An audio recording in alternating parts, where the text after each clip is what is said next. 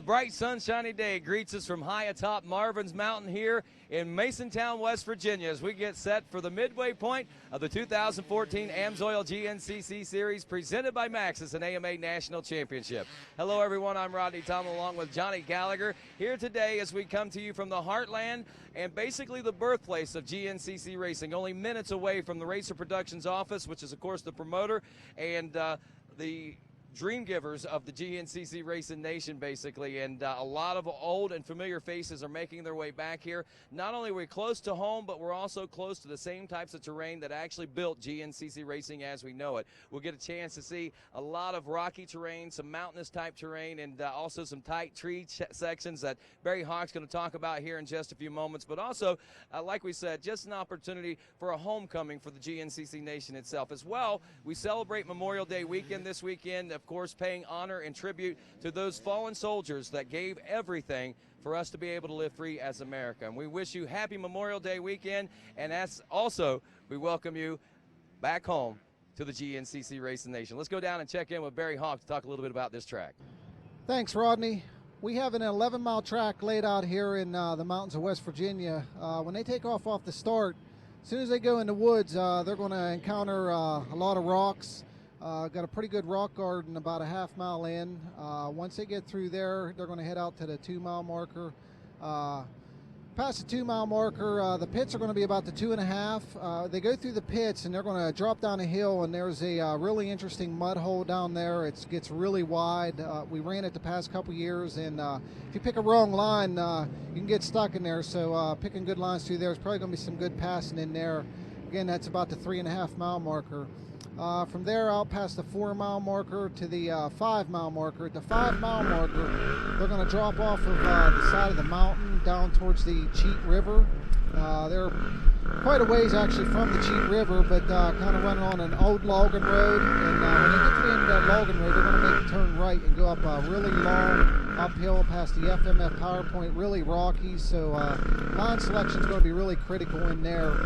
Easy to, if you mess up in there, you could lose 20-30 seconds easy. So that'll be an interesting spot for sure. From there, head up past the 6-mile marker to the 7-mile marker. At the 7-mile marker, they've done some timbering here recently, and they're going to get on a couple of logging roads past the 7-mile marker to the 8. At the 8-mile marker, they're going to get in a really big grass track field, really good spectating at that point.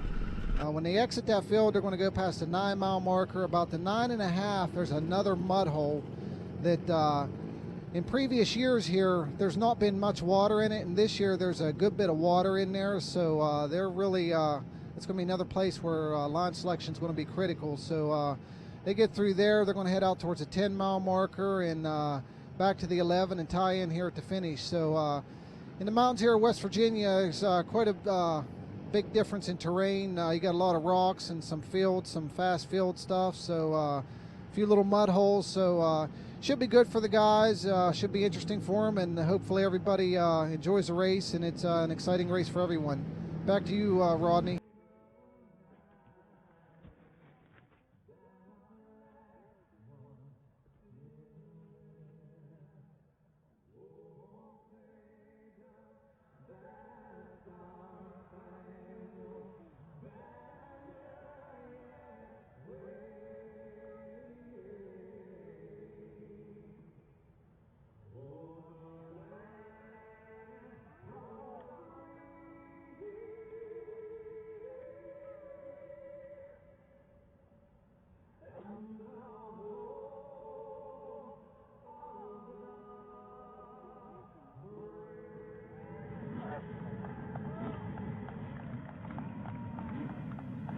Now it's time to meet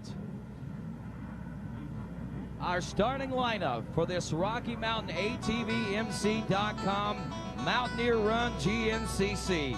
Round number 7, the halfway point of America's premier off-road racing championship and the world-renowned AMSOIL GNCC Series. And, of course, Ricky Towery making his way to that first turn region as he gets set to ready these riders and let them know it's about time to go GNCC racing. We'll meet our starting lineup today minus 2 of our top 10 contenders. Thad Duvall not out with us today due to a shoulder injury from a couple of weeks ago in Tennessee at Loretta Lynn's, and also not making the grade today, the 514 of Stu Baylor, who continues to nurse his injured wrist from 2 years ago.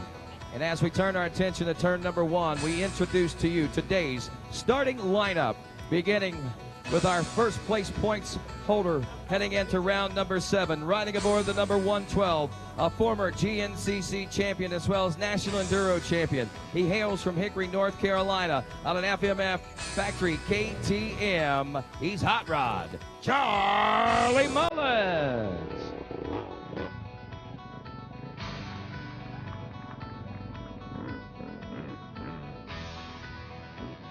Rolling to the line second today in points, your defending GNCC champion. He hails from Boonville, North Carolina, aboard a factory FMF KTM. He's Caleb Russell.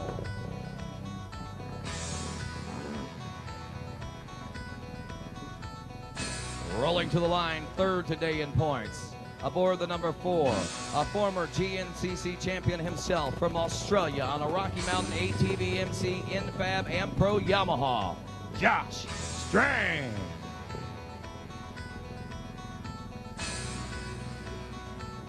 To the line next today, he is 4th in points, a former GNCC champion 2 times over, hailing from New Zealand on an Infab and Pro Yamaha. He's the Axeman, Paul Whibley.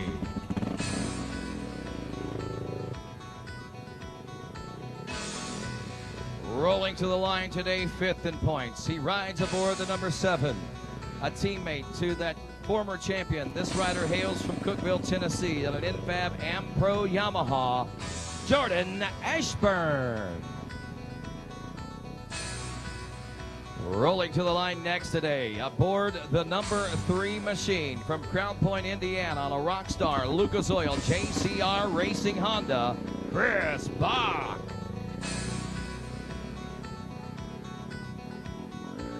Rolling to the line next, aboard the number 10 machine. He hails from Morgantown, Pennsylvania on a factory Husqvarna FMF PG Graphics Bell Ray back machine, Andrew DeLong.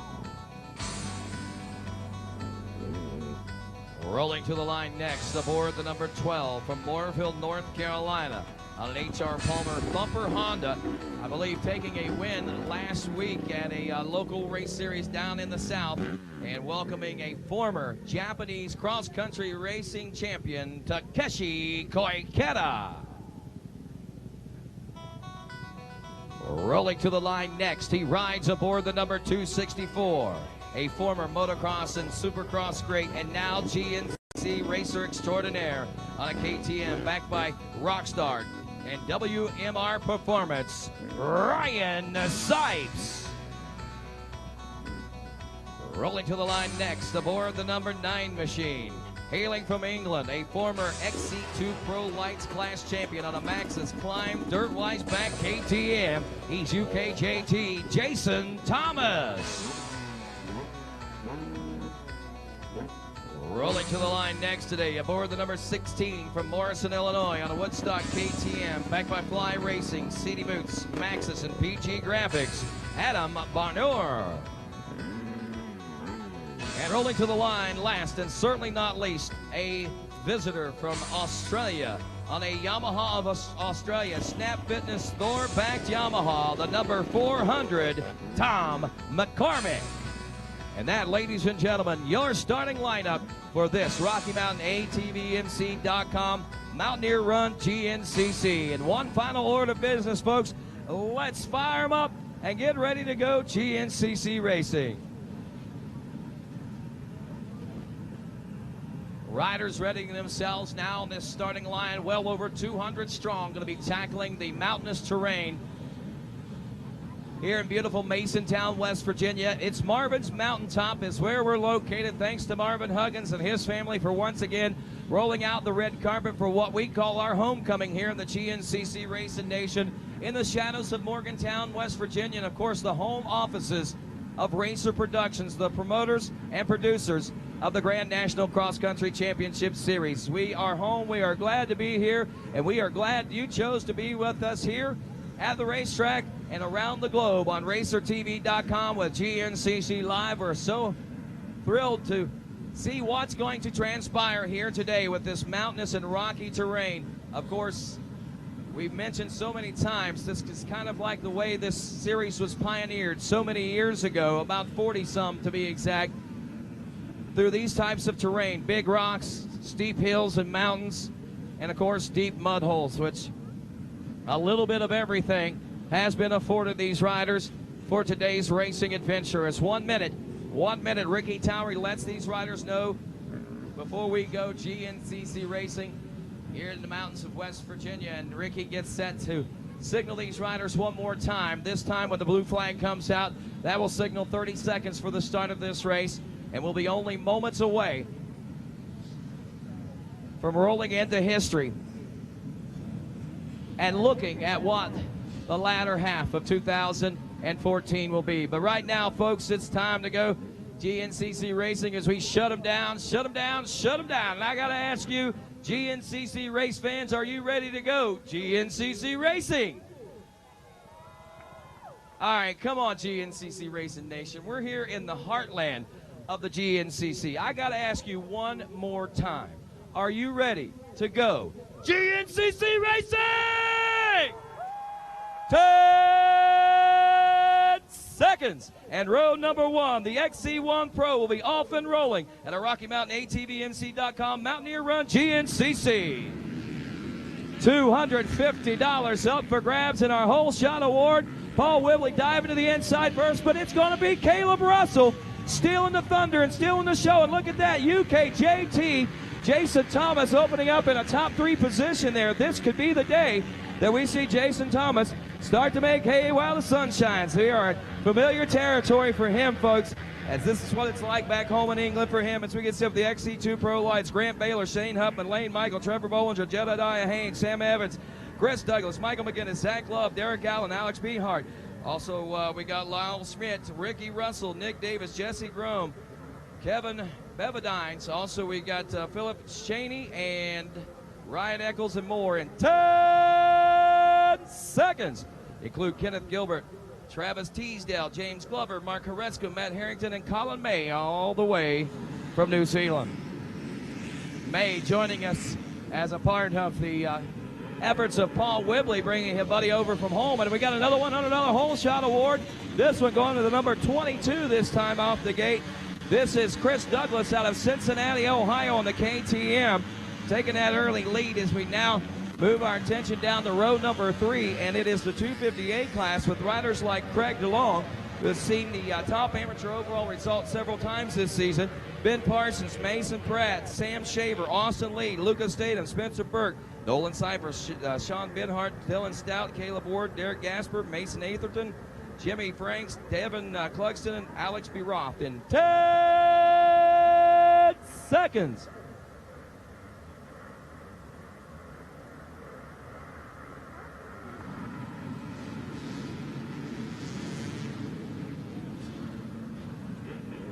Around the first turn we go.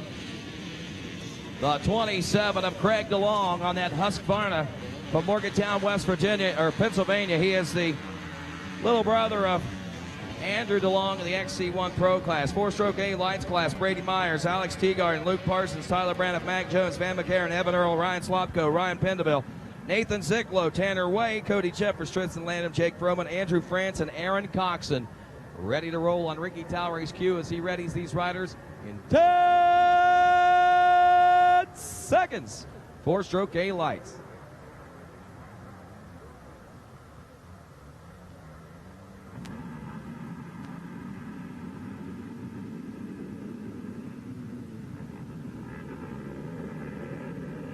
And it's the 862 of Jake Froman from Linville, Indiana. Obermeyer Suzuki MSR Recluse Packs ride.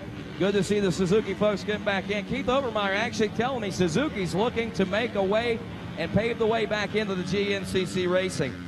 Bob Dunlap in this Open A class. 45-year-old Phil Smith also out there. Nathan Thornhill, J.B. Love, Zach Hayes, Timothy Murphy, Hunter Williams, Jim Steiner, also Sam Forrester, Joseph McCarty, Brandon Peterson, Cliff Oosley, Ryan Quinn, Vincent Smith, and more in 10 seconds. Zach Dodson, Jesse Kildlow, Trent Smith, Tommy Henderson, Brandon Higgins, Brennan Lofton, and Andrew Boggs all rolling into turn number 1 now as we try to sort it out. Heading toward the hole saw stripe. We'll give credit to the 20s. Well, that said 27 again, so we don't have two 27s. Maybe that's a 270 something, but we'll move to the senior A 40 plus class now as we check out Kenny Hawkins, Harry Engelhart, multi-time national hare scrambles champ Doug Blackwell, David Baldwin, Frank Tussey, Bill Schlag, Mark LaBelle, John Leonard, and Brett Churchilla, senior A 40 plus in 10 seconds.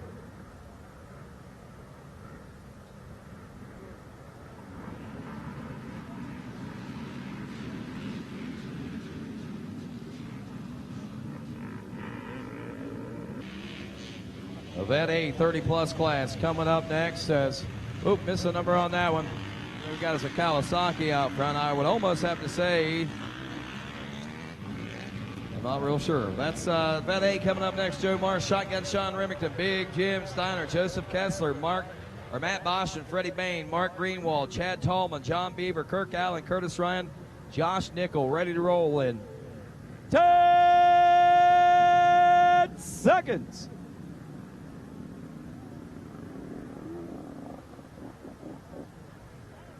And we're off here at the Mountaineer Run GNCC.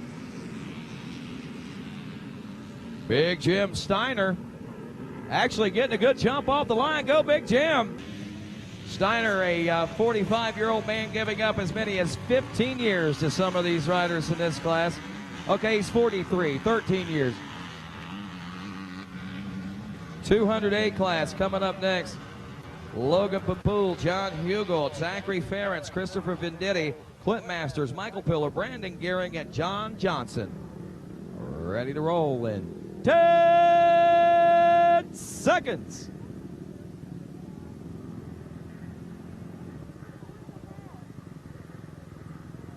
And they're off now. 200A class. Sorting it out in that first turn. You hear the whines of the two-stroke motors now. A sweet, sweet sound of days gone by for sure. The 917. Brandon Gehring, my buddy from out of Jackson, Ohio, my hometown, on that Fly Racing FMF machine, grabbing the hole shot, man. So good to see him up around the class, especially the way he was when the season started. Come a long way with some illness and such. But 250B coming up next. Colin King and Frank Gallo, Luke Rush, Sean Morris, Regis Calpo, Matthew Donahue, Zach Perry, Tucker Gillespie, Austin Goldsberry, Michael O'Neill, and more in 10 seconds. Nick Giovanelli, also Brandon Boyers, Dalton Vicarelli, Michael McLean, Billy Siglia, Kevin Siglia, JoJo Bowden, Coleman Brinson, Ryan McManus, Cope Becker, Josh Chatch, also Cody Maplin, Kevin Sutphin, Curtis Palmer, George Schnell, Austin Pagely, and grabbing the hole shot, the 119 machine. As we turn our attention next to the 200B class. That might have been Ryan McManus there. But 200B class up next. Hunter McDaniels, Russell Smith, Dawson Dunnick, William Ruckle, Brady Ware, Connor Karkowski, Samuel Stamper. That's the vet that we paid to honor and tribute to out of Charleston, West Virginia on the starting line. Thank you once again, Sam. Also, Zach Huger, Connor Campbell, and Sam Roadheaver, all in this class also. 10 seconds.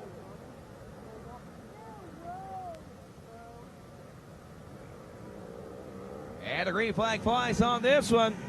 How is Specialist Stamper going to do today here? He's riding on the number 392, just an FYI. And, whoa, 513 going to thread the needle there and take over the early lead. That might have been Zach Hugel there. The Vet B 30-plus class coming up next. Guys like Larry Hopper, Mike Cockman, Dylan Judy, Glenn Haynes, Nathan Wallace, William Lackey, Tom Truxell, Scott Dowland, and Nathan Miller. 10 seconds.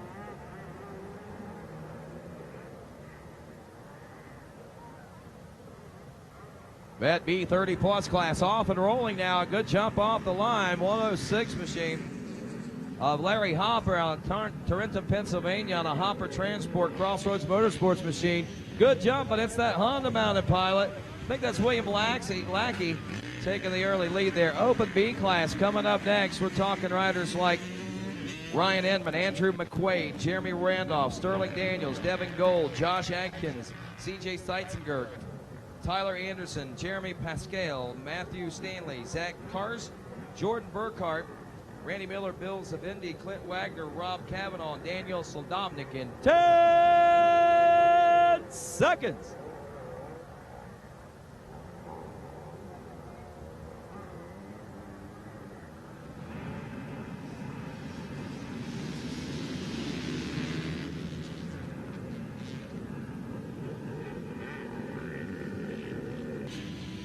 I believe that's 8:51 grabbing the early lead there.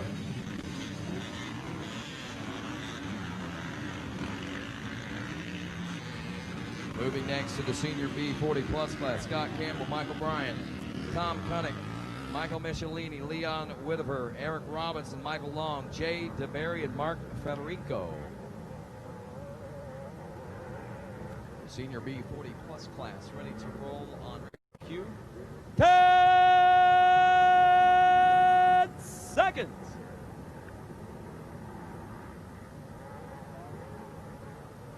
And the senior 40-plus are off and rolling from the B rank. Senior B class, 3:37 of Michael Bryant from McKean, Pennsylvania, like a rocket into that first turn. And whoa, he's got company coming out of the 125. That's Scott Campbell on a Sissonville, West Virginia on a Garnet Kenda FMF machine.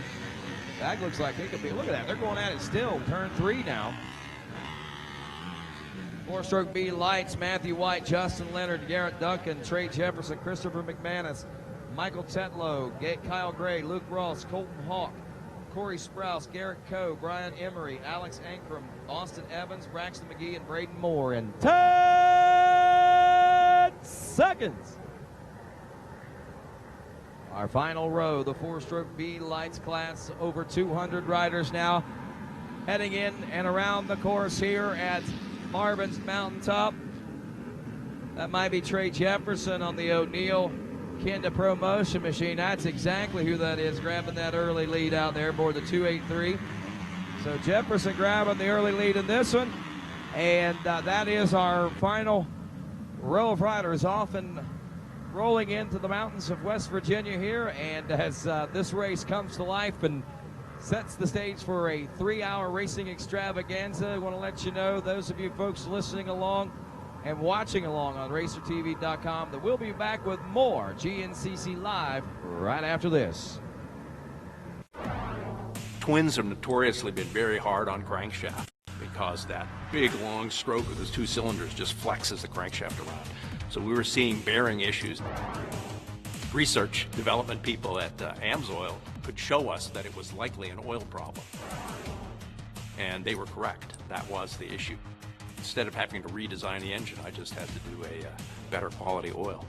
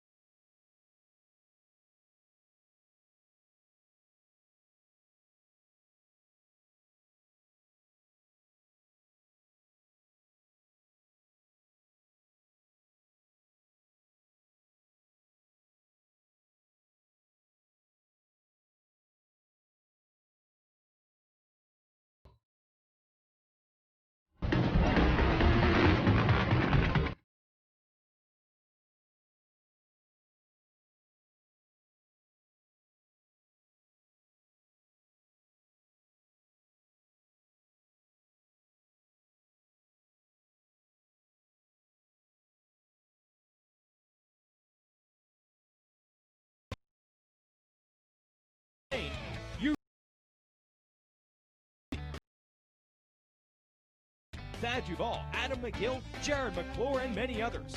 Watch for them on the podium all year long.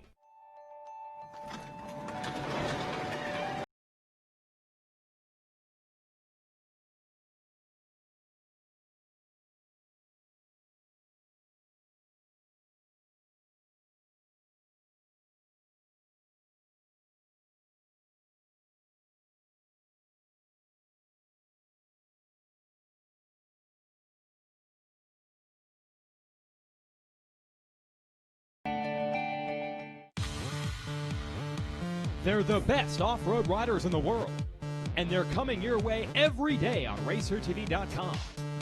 Check out all the action from the AMSOIL Grand National Cross Country Series presented by Maxxis and AMA National Championship.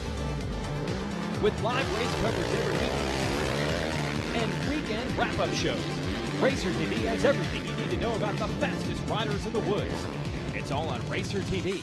All racing, all the time.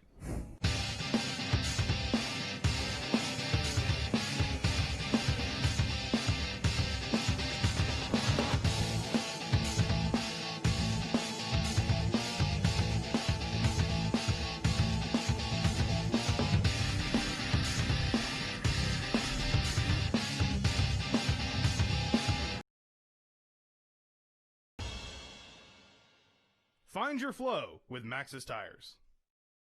And welcome back to GNCC Live here on RacerTV.com. Rodney Tomlin along with Johnny GNCC Gallagher here with us as we celebrate the homecoming of the Grand National Cross Countries here in the heart of West Virginia and the GNCC Racing Nation. And, of course, as GNCC rolls through the mountains of West Virginia, we call it a homecoming. Some people have been doing this for like nearly 40 years or better. Well, some people haven't. They want to know what GNCC is all about. We put together a nice little video here as we take you to GNCC 101. The hardest thing about racing is learning to go fast, but we're going to get you up to speed quickly with everything you need to know about Grand National Cross Country Racing with GNCC 101. By definition, Grand National Cross Country Racing is a cross-country style motorsports race. We race ATVs, motorcycles, and side-by-sides here, and depending on the event schedule, you'll see 6 to 7 races on a given weekend. Some feature riders as young as age 4, and there's even classes for riders over the age of 60. GNCC racers come from all 50 states, as well as numerous countries from around the world, because this is the prestigious championship they're all chasing. Every GNCC race starts with the dead engine start, which means waves the green flag. His or her class, and with the wave of the green, the race is on. From there, the strategy's simple. Get to the finish line. Actually designated not by established trail, but by race arrows. And with some exceptions, the riders must stay within 25 feet of the arrows all the way around the track. The riders don't get to practice or pre-run the course before the race either. They're essentially learning it while they're racing and following the arrows. However, riders can walk the track at designated times prior to their race day. A GNCC racetrack includes just about everything, including trails, footpaths, roads, hills, motocross tracks, any terrain that you can navigate with a dirt bike, an ATV, or a side-by-side. You can expect to see a little bit of everything on a given race weekend. The tracks are typically between 9 and 12 miles long for the afternoon race and a little bit shorter for the youth, amateur, and side-by-side races. If you're watching the racing and you're trying to pick out the fastest riders, the XC1 or Pro level racers are going to be running red number plate backgrounds with white numbers on them, and the XC2 Pro Lights riders will be running green number plates with white numbers. The points leader in each class will have their number plate colors reversed. Flags are key here too. The green flag, of course, signals the start of the race. A yellow flag signals caution. The 2-lap board means there's 2 laps remaining, and the white flag signals 1 lap to go. The checkered flag signals the race is over, but you already knew that. Riders are scored electronically when they cross the finish line via a transponder mounted on their bike. Then the overall position and times are adjusted according to the row in which each racer started on. Once the race is over, we invite the top 3 finishers in both pro classes to be interviewed on the Maxxis Victory Lane podium, and the top riders in every class are awarded trophies. So now you're close to being a certified expert on GNCC racing. But if you want to learn more, check out the series website at GNCCRacing.com. Or do it the new way And just follow the series on the following social media sites. They'll tell you everything you need to know. After that, we'll see you at the races, and we'll talk to you about it in person. And that right there kind of gives you a good idea of what to expect when you come to a GNCC Johnny Gallagher. And as we take a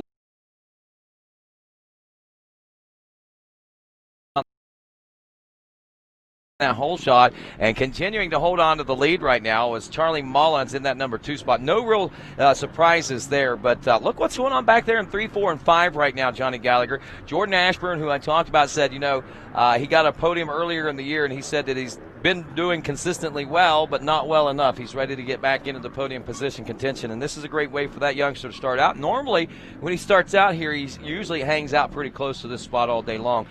Jason Thomas, the former XC2 Pro Lights class champion, running back in the number 4 spot aboard the number 9, and Andrew DeLong rounding out the 5th place position aboard the number 10. And what's really neat about that, Thomas and DeLong waging more out here in the XC1 class. It's almost deja vu possibly from what we saw in the XC2 Pro Lights. So those guys locking bars once again, and that might be actually playing in their favor and could maybe mix things up a little bit here today, especially if they hook up and run like they have in the past. Well, certainly, with Jason Thomas and Andrew DeLong both being comfortable racing each other. Many years they've done battle in that XC2 Lights class, and we actually really haven't seen them hook up this year so far as XC1 riders and push each other. So with both of those guys having good starts today, interesting, worthy of note is that Jason Thomas is on the 252 stroke today, which is a bike change for him. I think he may have ridden it once already this year, but the last couple races he's been on that big 450 and perhaps just not quite agreeing with his style.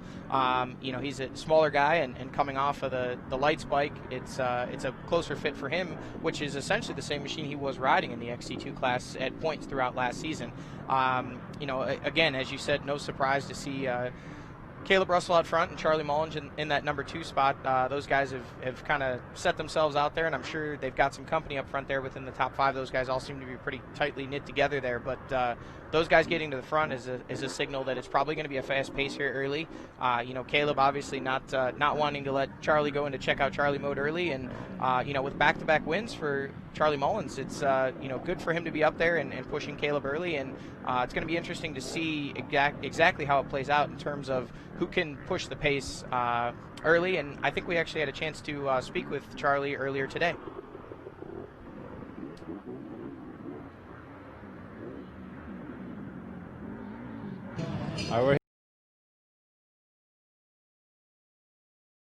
I finished 3rd last year, and I think what it's going to take to do better than a 3rd this year is good start and minimize the mistakes. A race like this is a lot of mistakes are, with all the rocks and stuff, it's easy to make mistakes. So here it's just minimizing the mistakes and just staying steady and hopefully being there at the end, and definitely be nice to get another win this year. Well, a big change for the weekend for Charlie. Not only, looking to hope to extend his points lead a little bit, but Charlie actually here this week by himself, believe it or not. Mama and baby Coop actually out in California for the opener of the Motocross Nationals out there, and he says it's been a little different since Wednesday, since he's been basically traveling on the road by himself. He says it's a neat change, though. I think he kind of likes it. Well, I think we've got to be careful saying that he kind of likes it. Obviously, we don't want to insinuate that they need to spend more time. Yeah. I'm sure it's a different, obviously a different feel. And I actually did pick up on that on Instagram. His wife Rachel had posted a picture of baby Cooper out there with grandmom, and they were hanging out at the Glen Helen National. So Charlie's kind of flying solo this weekend. Obviously, he's got his FMF KTM team behind him, but his family, his dad obviously is here, but his wife and baby are not. So we saw that earlier in the year with Paul Whibley, obviously having to come over as the season started with just a newborn at home, having to leave Catherine and his new baby at home. So it just goes to show what these guys do go through to compete in this series at the top level. So they're willing to give up or having to give up a lot of time with family and things. But that's the great thing about GNCC racing is for the most part it is a family sport. It is. They get to all these guys have motorhomes and they travel with their families and they keep their support system with them. So yeah, and it's something that starts from when they're in youth classes. The family travels with them. They travel with them through the amateurs into the pro classes itself, and it seems like once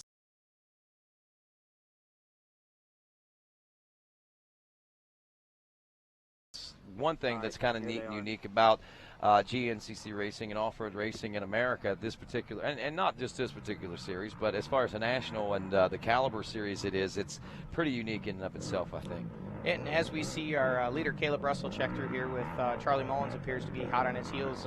This all started with the Coombs family, and that was the original GNCC racing family and still is today. And it's one thing that separates GNCC from many of the core sports, if you will. It's not owned and run by a large conglomerate of companies and investments. This is started out as a family sport, and however many years later, 30 plus, it still is a family sport today. And we've got, it seems that those top three have kind of distanced themselves there. I'm surprised to see the... We saw this yesterday in the ATV racing, except that actually there comes, I believe, fourth place now. That would be Andrew DeLong. So it appears as though he's gotten around Jason Thomas for that 4 spot.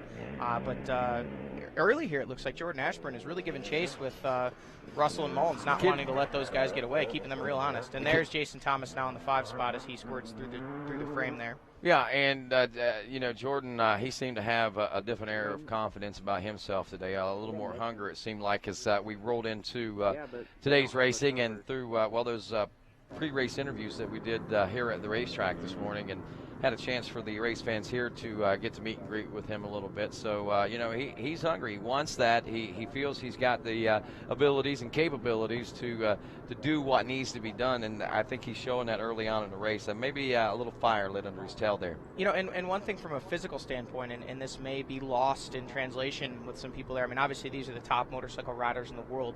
Any of them can handle any terrain, but let's not forget Jordan's stature. I mean, Jordan's a tall guy with incredibly long legs.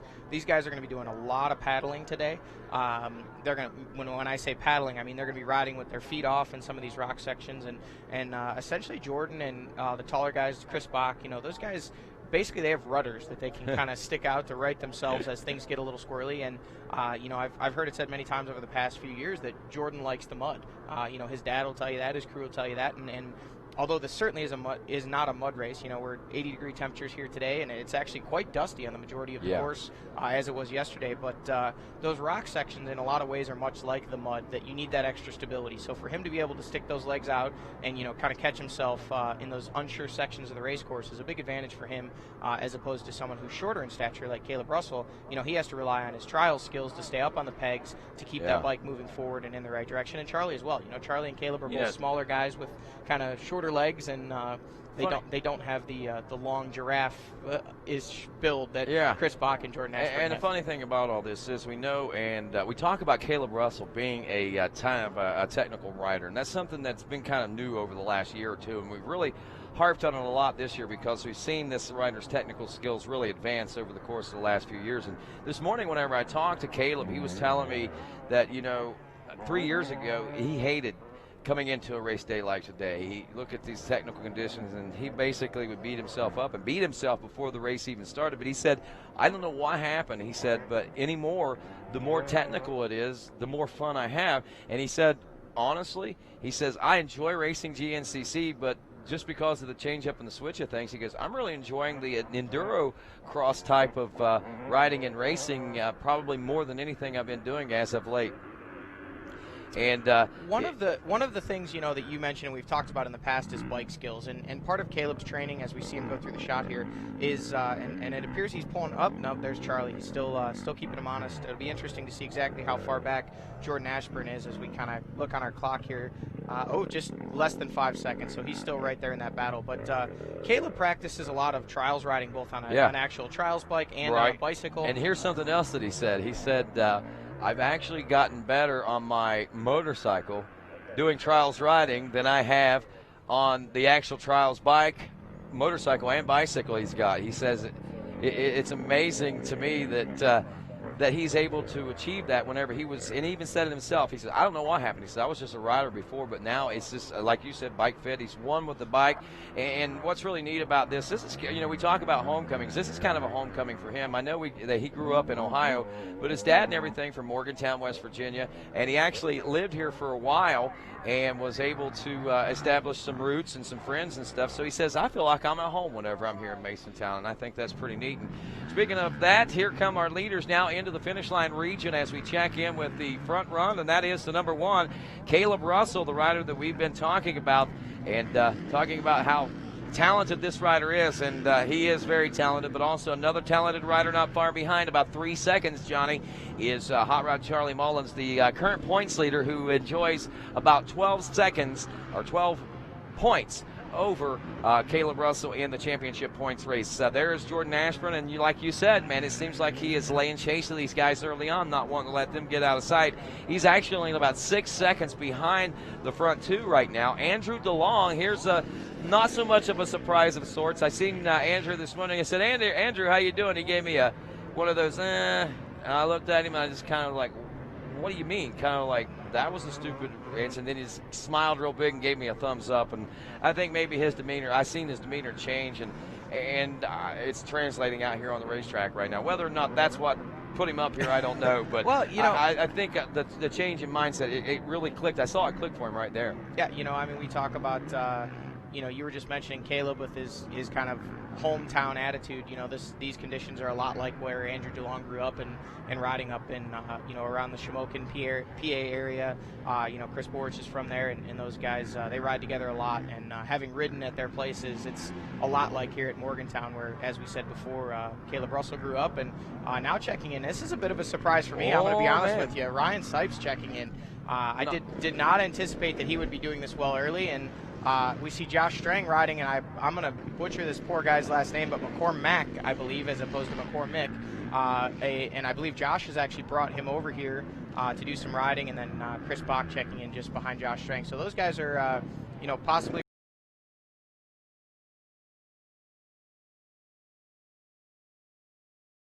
We'll have to see if those guys can charge their way up towards the podium positions as we go into this race further on. For sure, and right now looking at this, we've got Russell, Mullins, Ashburn, DeLong, Jason Thomas checking in, 20 seconds back in the number 5 spot. Ryan Sipes is 36 seconds off the pace. And here we have the XC2 leader, Ricky Russell, so he is really on the gas early.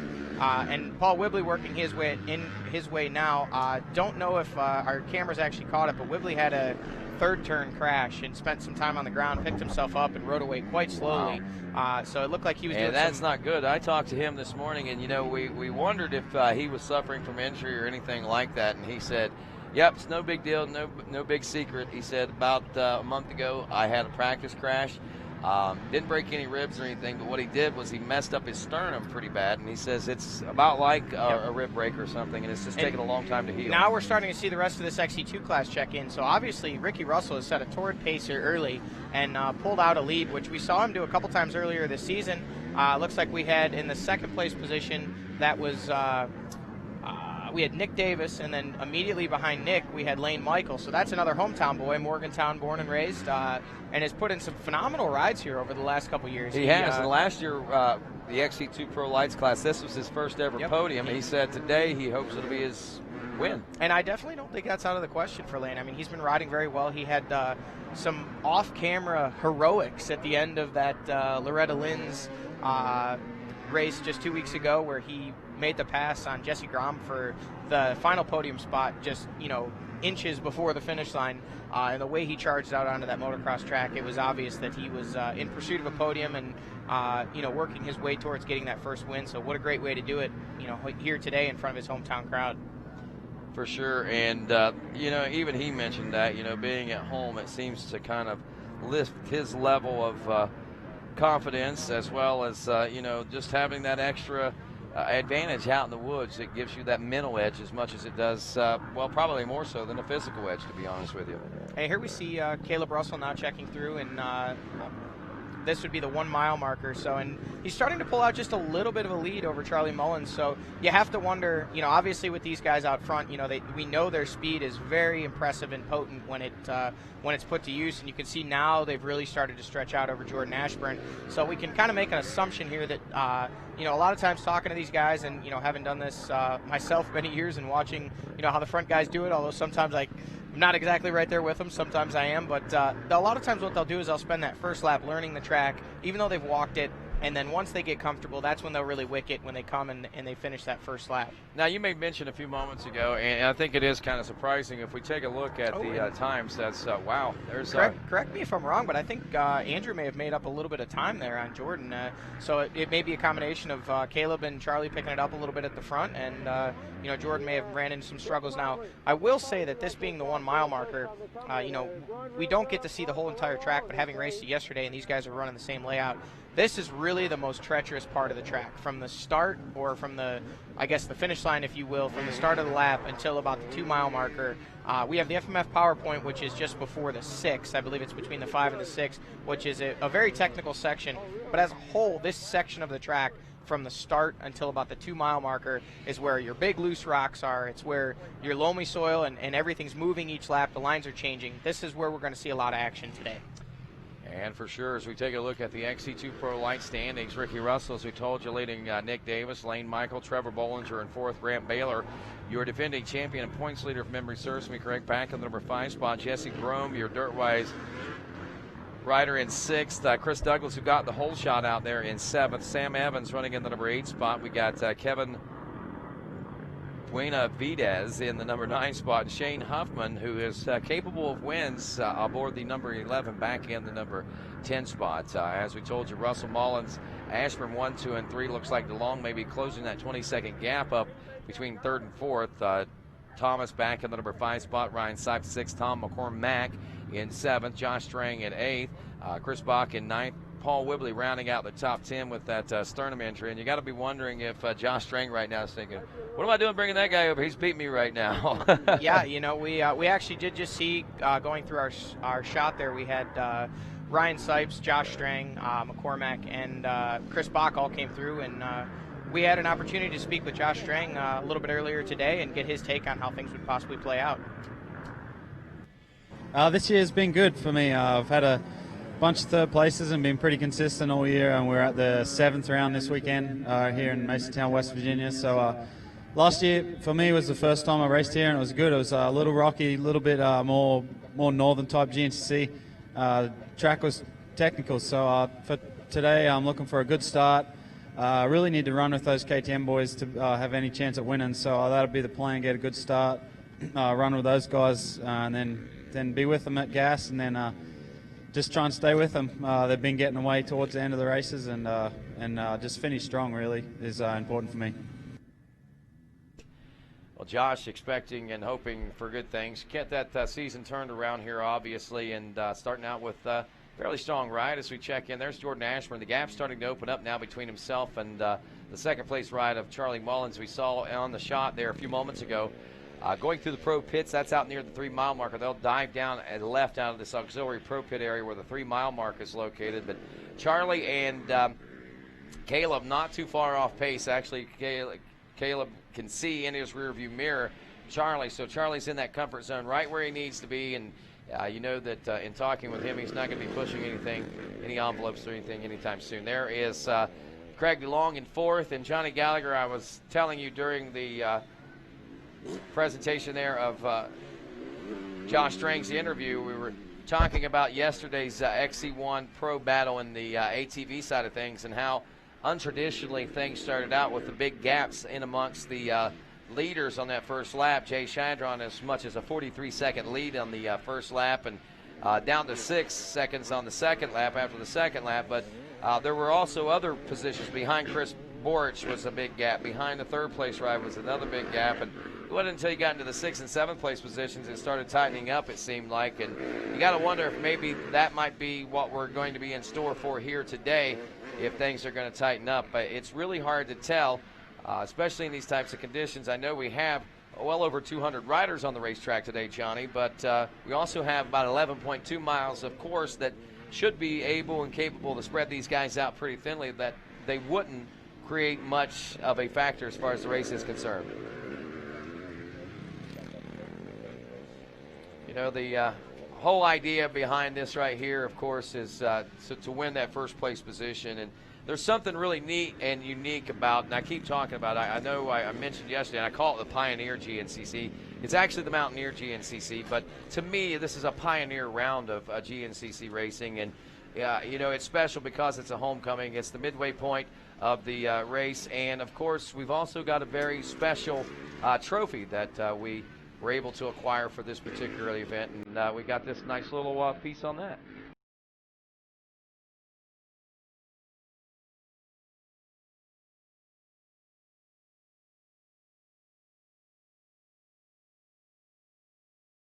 West Virginia, West Virginia, West Virginia.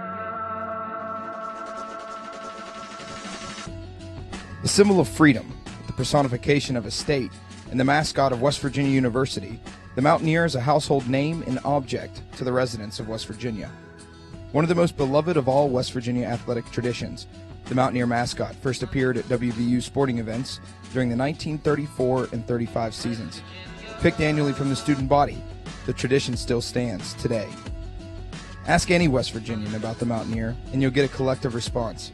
It's a way of life, it's who they are, and it's a fraternity about to be rushed by the fastest off-road riders on the planet. Mountaineer goes to the overall champion. There's always a Mountaineer.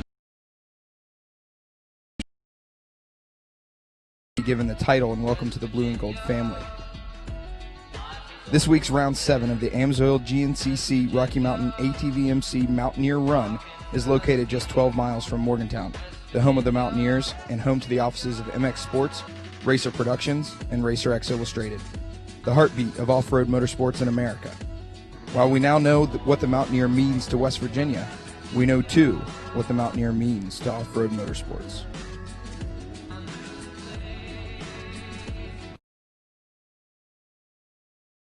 That right there was a most excellent piece. I want to commend Griff Cotter, who is actually our director here at RacerTV.com and GNCC Live.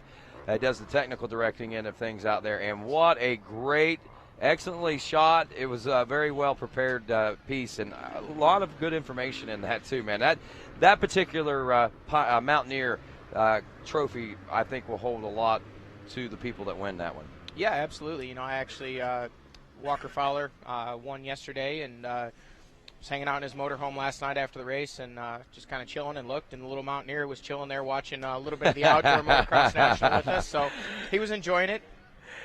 He's a big race fan, the Mountaineer is, and there's actually a couple of them. Obviously, we've got the bike Mountaineer trophy that they'll be getting today, and yesterday, obviously, Walker won that one. So he's a fan of outdoor motocross. He was actually cheering for Josh Grant in that first moto because he likes to see the underdog win. So it was interesting. Good guy, that guy is. Yeah, the Mountaineer, man. I tell you, that is a special trophy, and I think this is going to become a more and more special race over time. Like I said, it's kind of like old school meets the new era in GNCC racing. As we take a look at what's going on the racetrack right now, Russell, Mullins, Ashburn, and we're near the 6 mile mark, actually 5 mile marker, and here comes Caleb Russell right now, still holding on to the number 1 spot. And look at this, Johnny, things have tightened up quite a bit now here on lap number 2, as Charlie Mullins is more than within sight. He's within probably about 40 feet or less, maybe 30. Yeah, you know, and one thing I'm going to comment on here, and I a lot of times this may seem abstract to people, and I'm not just making this up for conversation points. You can tell a lot about these riders by their body position and by their kind of mannerisms on the bike, and these two guys are pushing very hard very early here. And that's I'm not deducing this from the fact that they're dropping the riders behind them. It's actually they're the way they're attacking the obstacles and with the intensity that they're riding, given how uncertain some of the ground and terrain is under their wheels. I'm really surprised and impressed by, all these guys obviously are pushing hard, but Caleb and Charlie here earlier are really pushing the pace, and it's evident that they want to either get away from each other or at least get away from everyone else, so it's a two-rider battle as this race wages on. Yeah, and they're looking for what we've seen so many times this year, and they are starting to achieve that, it looks like. And, talking with both Charlie and Caleb, it's kind of funny, really, because number one, Caleb says, I don't like the lead. He said, it's really odd. You would think that he'd want to get out and just butt us. He says, if I'm out front and things are flowing and I can get that lead and stretch it out, he says, I'll do it, and I don't mind to do it. He said, but in reality, I would rather set a good pace behind Charlie, or the leader at least, and and then eventually be able to make his way into the number 1 position later in the race. Charlie Mullins said that, he doesn't like to necessarily try to chase down Caleb Russell because he doesn't like to ride out of his comfort zone. And sometimes that's what happens.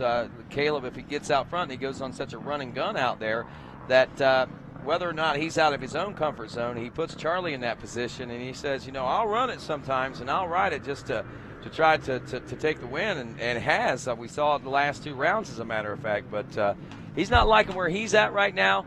Caleb doesn't like where he's at right now. It's kind of a neat twist, I think, to the early part of this race. Well, and I think that, as you said, each of these guys putting each other in a somewhat of an uncomfortable position is them testing their race strategies against each other. And we see a lot of that happening. And what we see right now is Andrew DeLong, and it appears he's closed the gap on Jordan Ashburn as we check in with these guys coming through it around the 2-mile marker here. Nearly 44 minutes into this race, Caleb Russell and Charlie Mullins tightening things up. Jordan Ashburn running in that number 3 position, and maybe he's starting to feel some pressure soon from that 4th place ride, the number 10 of Andrew DeLong. Waiting right now here in the wood section out near this 5-mile marker for our 5th place ride of Jason Thomas. And of course, as he gets things sorted out, and we'll also keep an eye back there for Ryan Sipes, McCormack, Josh Strang, Chris Bach, and all the likes to find out what's taking place here on lap number 2 of this Rocky Mountain ATVMC.com Mountaineer Run GNCC. And we'll be back with more GNCC Live right after this.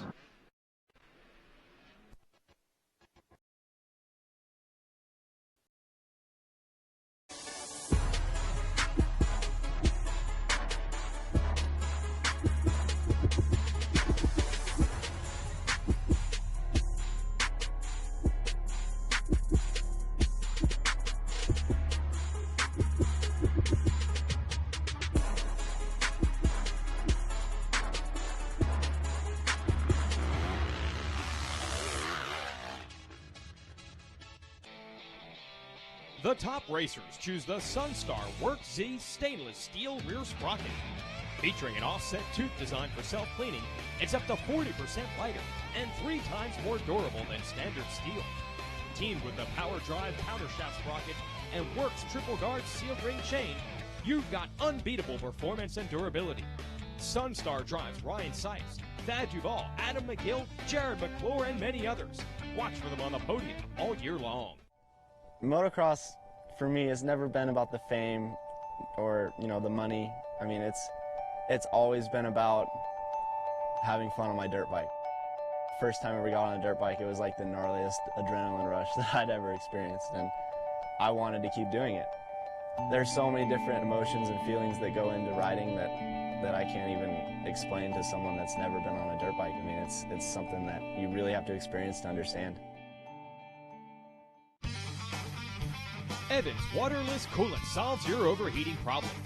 The high boiling point of 375 degrees and low vapor pressure means the coolant stays in the engine and cooling your machine. Randy Hawkins and the AmPro Yamaha team has been using it for 5 years. In fact, you'll find Evans in the radiators of most top GNCC machines. Go to evanscooling.com for more or visit their Facebook page for the latest updates.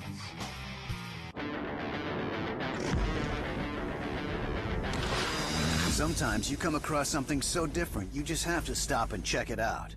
The Rocky Mountain ATVMC website has everything you need, from our huge selection of apparel and gear to dirt bike accessories and OEM parts. Our extensive inventory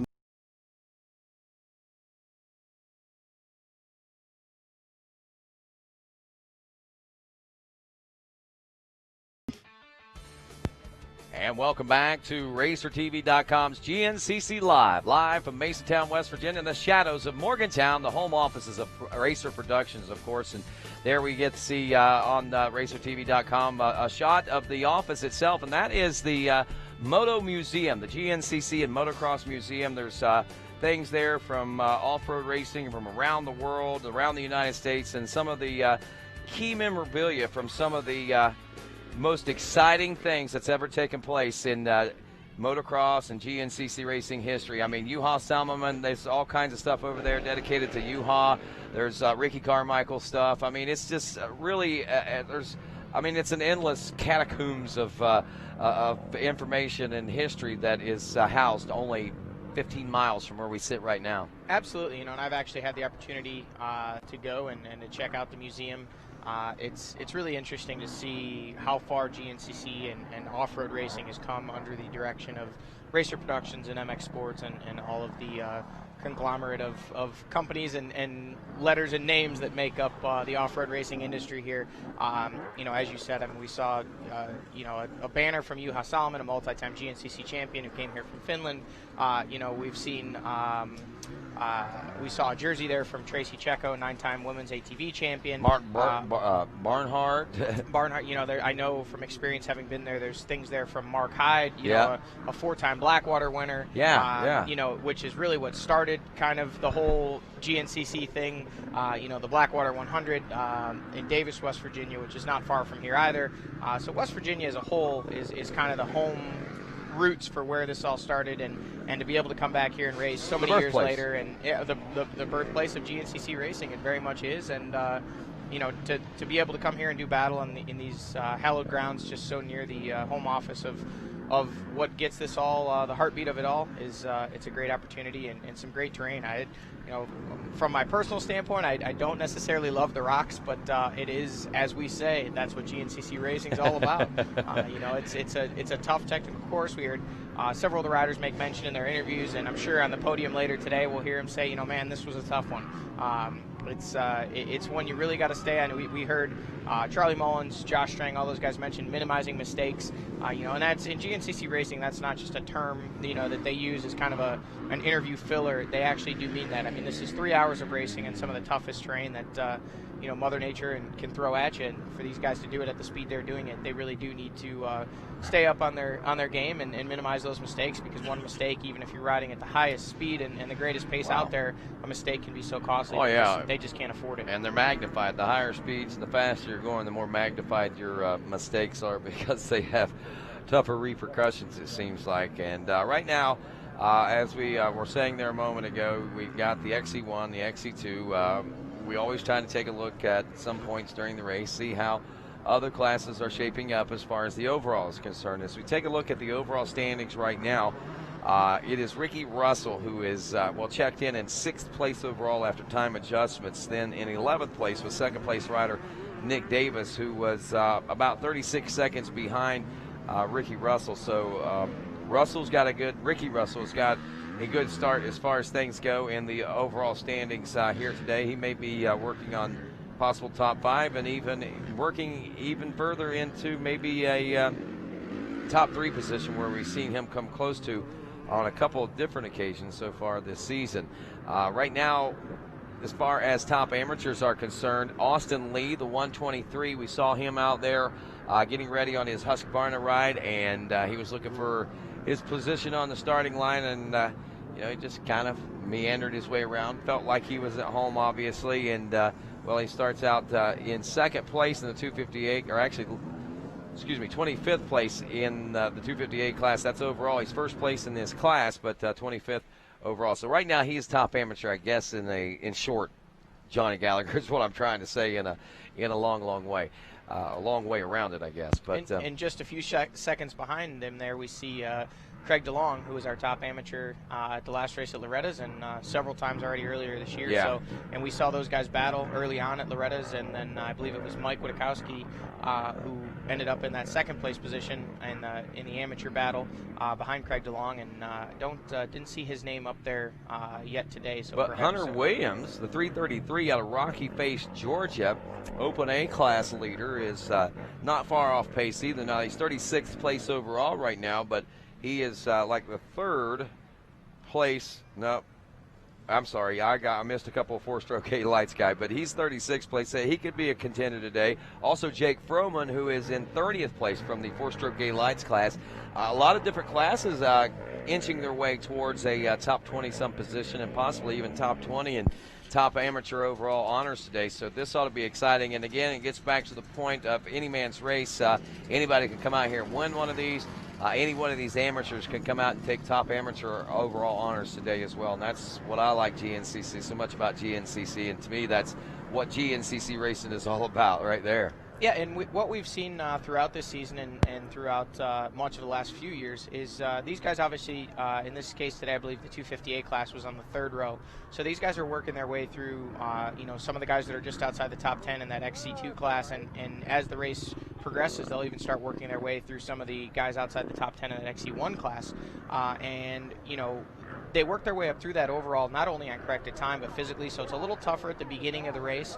But these guys are young. I mean, you look at Austin Lee, you look at Craig DeLong. These guys are still in high school. In Craig's case, I believe just barely into high school. So they're certainly not low on energy later in the race. These guys are strong and fit, and they've got that youth exuberation going for them. And we saw Craig climb his way all the way to 13th overall at Loretta's, which was his best overall finish as top amateur. So definitely worth keeping an eye on these guys as the day progresses. And by the end of the year, I wouldn't be surprised if we see these guys and possibly some others, A-riders, actually work their way into, as you said, anybody can come out here and win one of these. These guys have in the past, Lane Michael, I know 2 years in a row as a 250 A rider and a 4-stroke A lights rider, finished 9th overall at Loretta's 2 years in a row.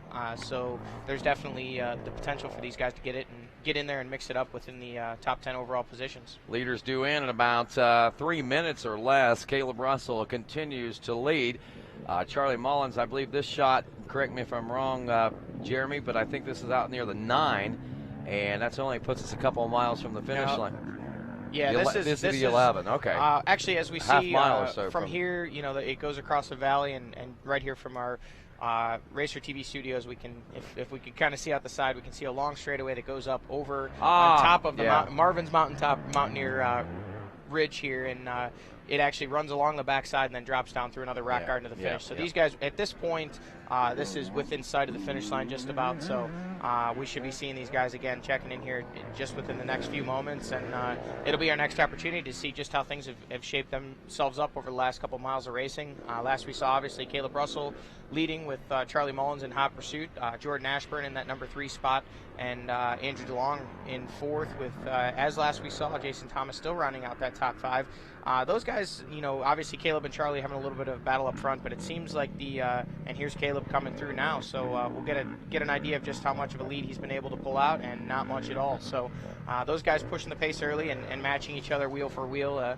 Every time Caleb looks like he's going to put a sprint in, Charlie matches it, and I'm certain that any of those switchbacks. And look at this. Jordan Ashburn has made up piles of time within those last couple of miles there. So he was back upwards of 25, 30 seconds the last time we saw them. And now he's down to within less than 10 seconds. Somebody lit a spark into there, man. They sparked that fuel for him, and he it's those long legs. That's what he's just. I look at this. Andrew DeLong is up in the fight as well. So I'm sure these guys on their pit boards are going to get the message that they're closing in on that lead duo, and they're probably going to turn that wick up even a little bit harder. So next we're waiting on Jason Thomas, and within the next few moments we should actually see the leaders checking through our finish line scoring area. But Jason Thomas, if all things have remained the same, will be the next rider we see here in the 5th place position coming through at the 11-mile marker.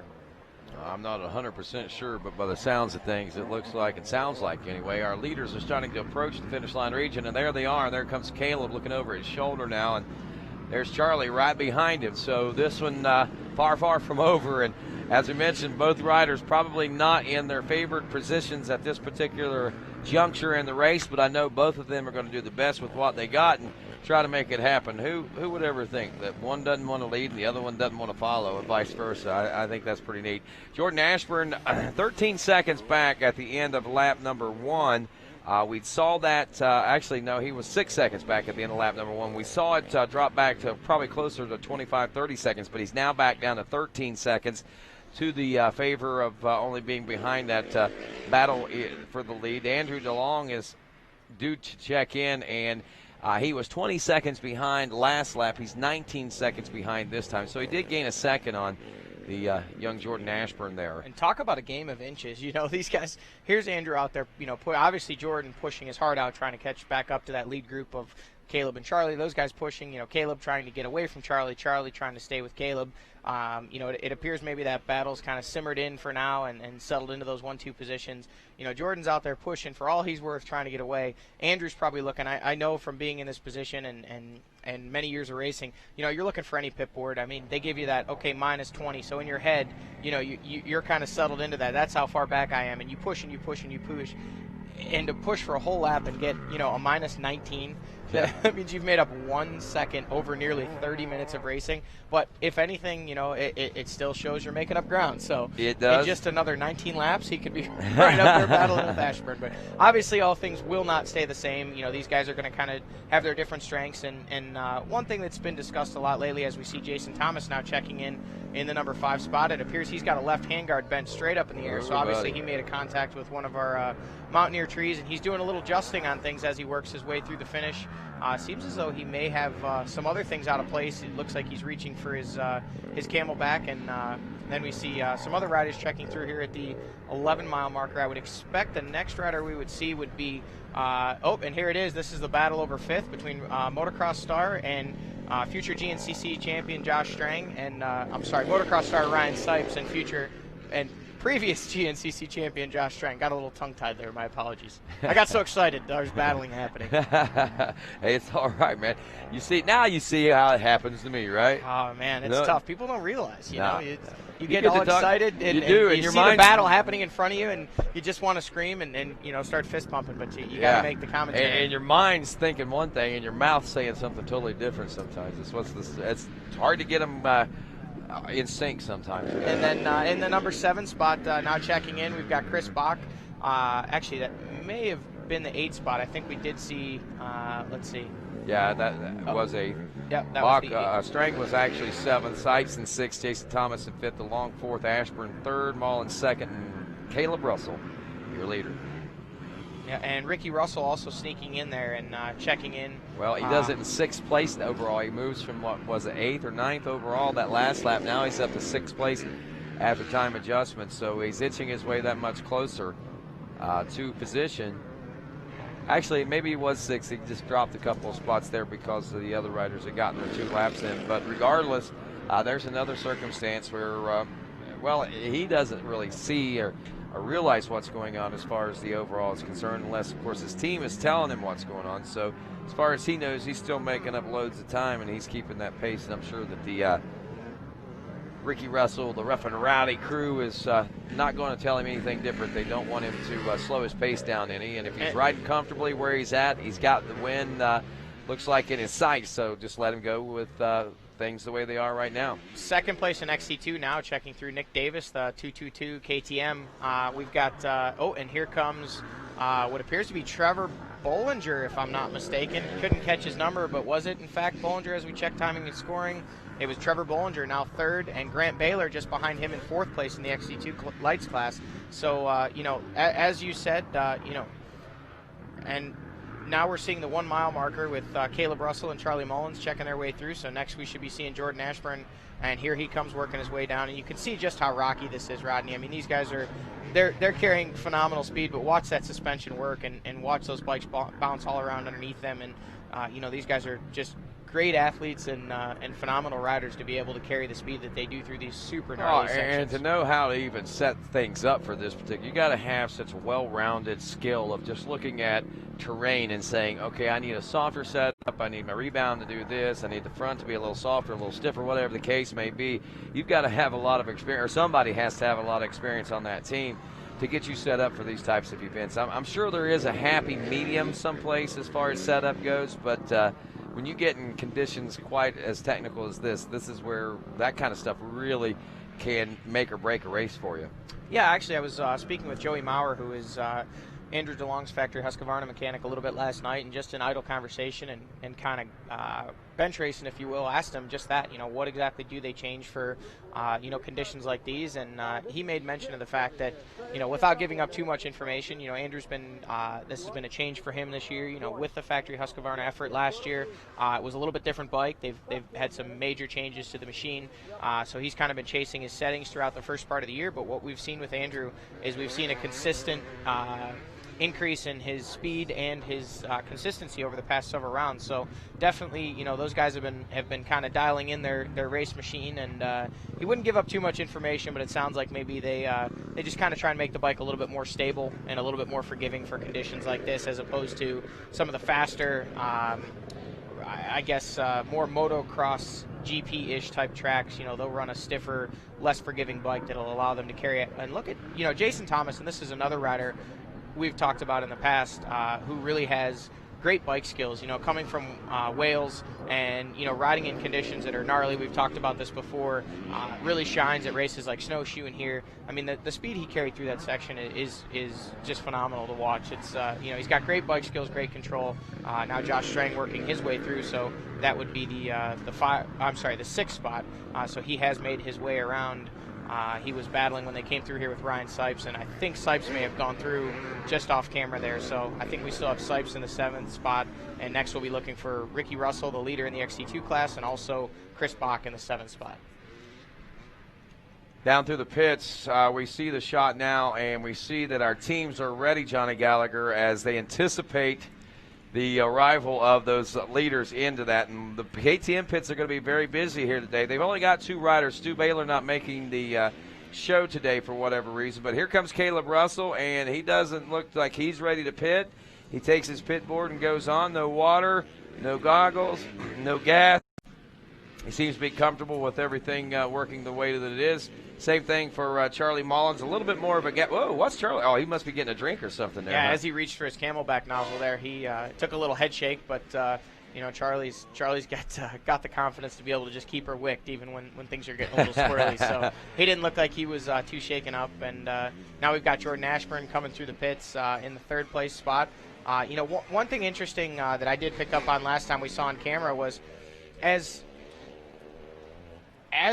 Jason Thomas came through the pits in his 5th place spot at the time, which he is still running, his wife gave him a pit board, and we couldn't see what that pit board said, but he kind of gave the arms like, what's happening here? So I don't know if it was a sign of frustration that maybe that top 4 had gotten away, or if he didn't like whatever was written on that pit board. But it always amuses me to see the emotion that riders will throw out there during the course of a 3-hour GNCC. Yes, for sure. Talk about emotion, man. The emotions run deep here in GNCC racing, and not only in the pro ranks and the A and B ranks out there, or even in the C ranks that we saw with the 10 o'clock race this morning. It goes as deep as back to the youth class racing, and that's one of the neat things I like about GNCC is how we like the grassroots of it all. I mean, this facility makes you feel like you're coming back home, and I guess grassroots in the GNCC motorcycle and the youth racing is another added bonus for us here in the GNCC Racing Nation. And we had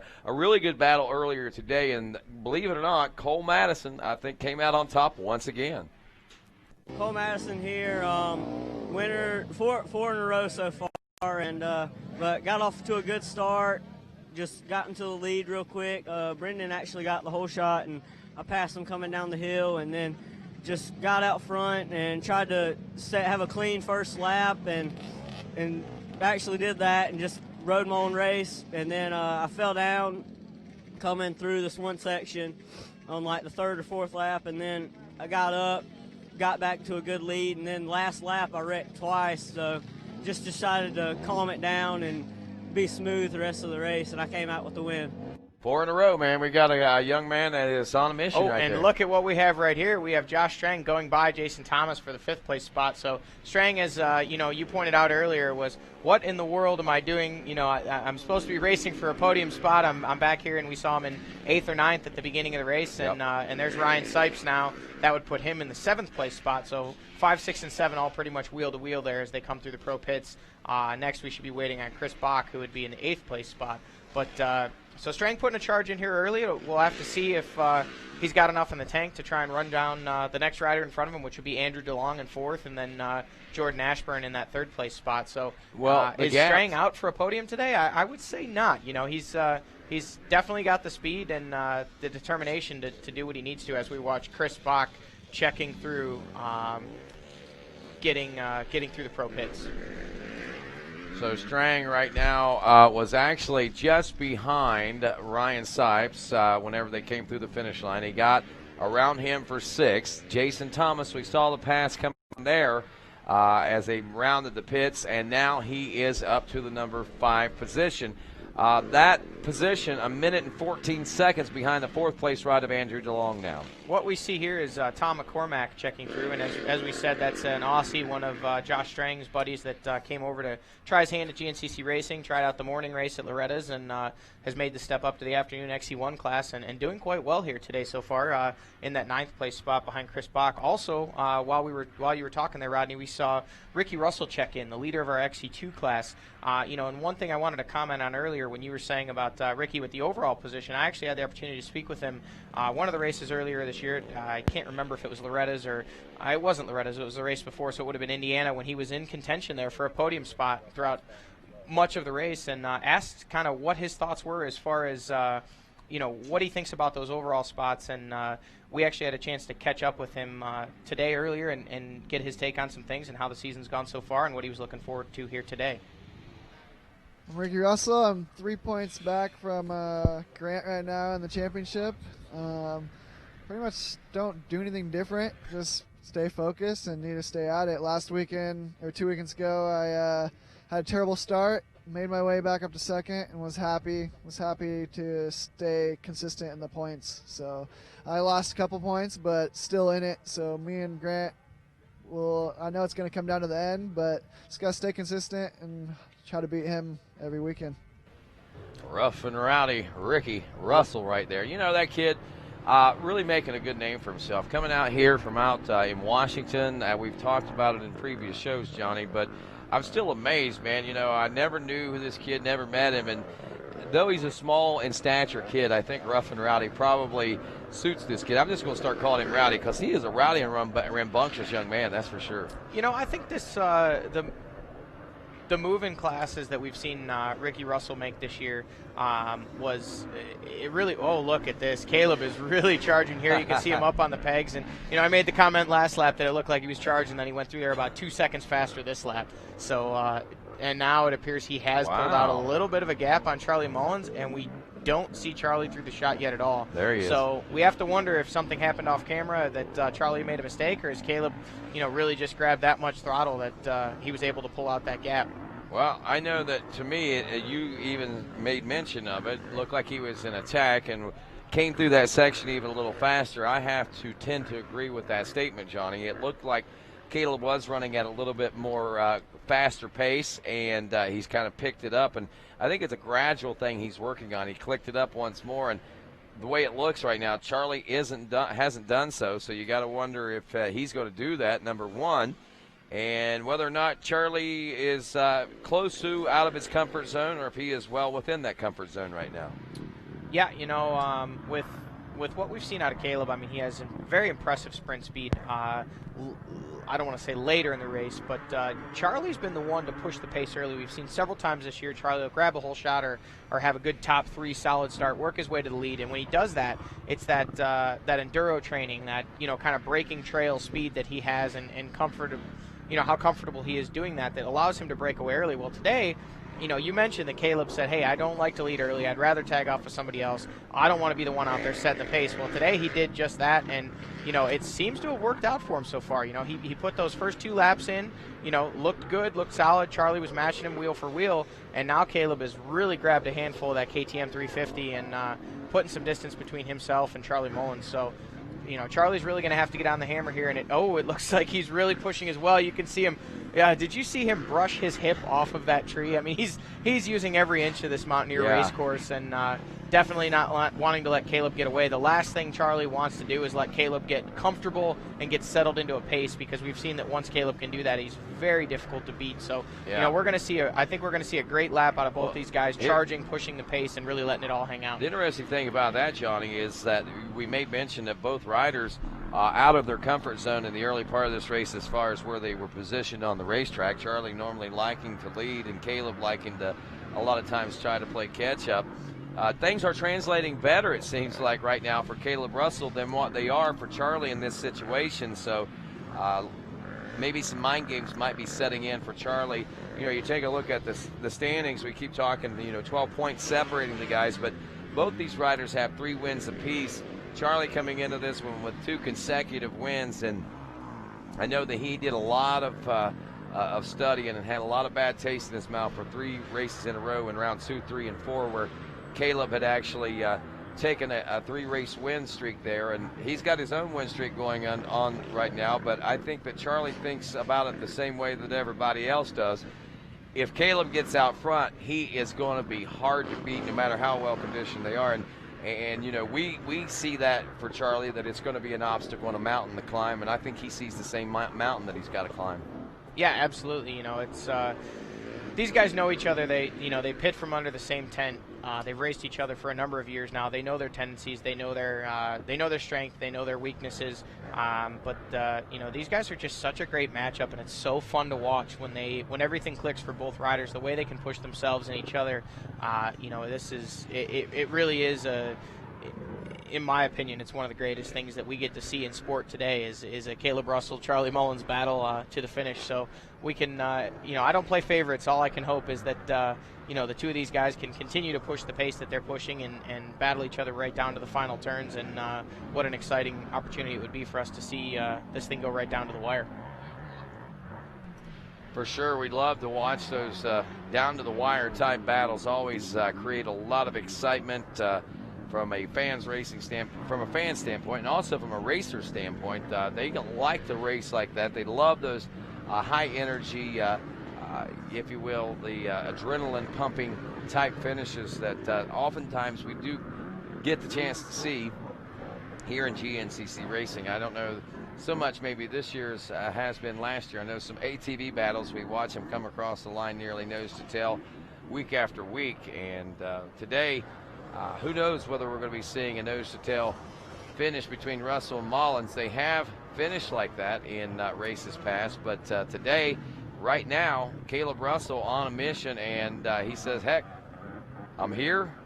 Might as well go ahead and make the best of it, and so far so good. There are no mistakes being seen out of this rider, nothing monumental enough to take him out of it. But even he said this morning, he said, if I get out front, the thing that I got to realize is I just got to ride smart, stay consistent, stay smooth, and not take myself out of it.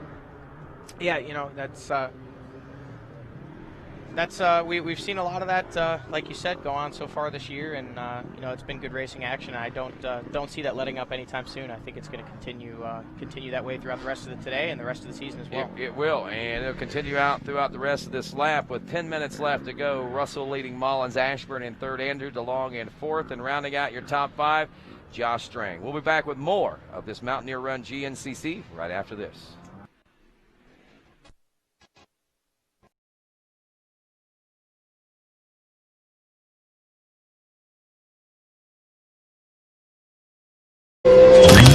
Searing degree.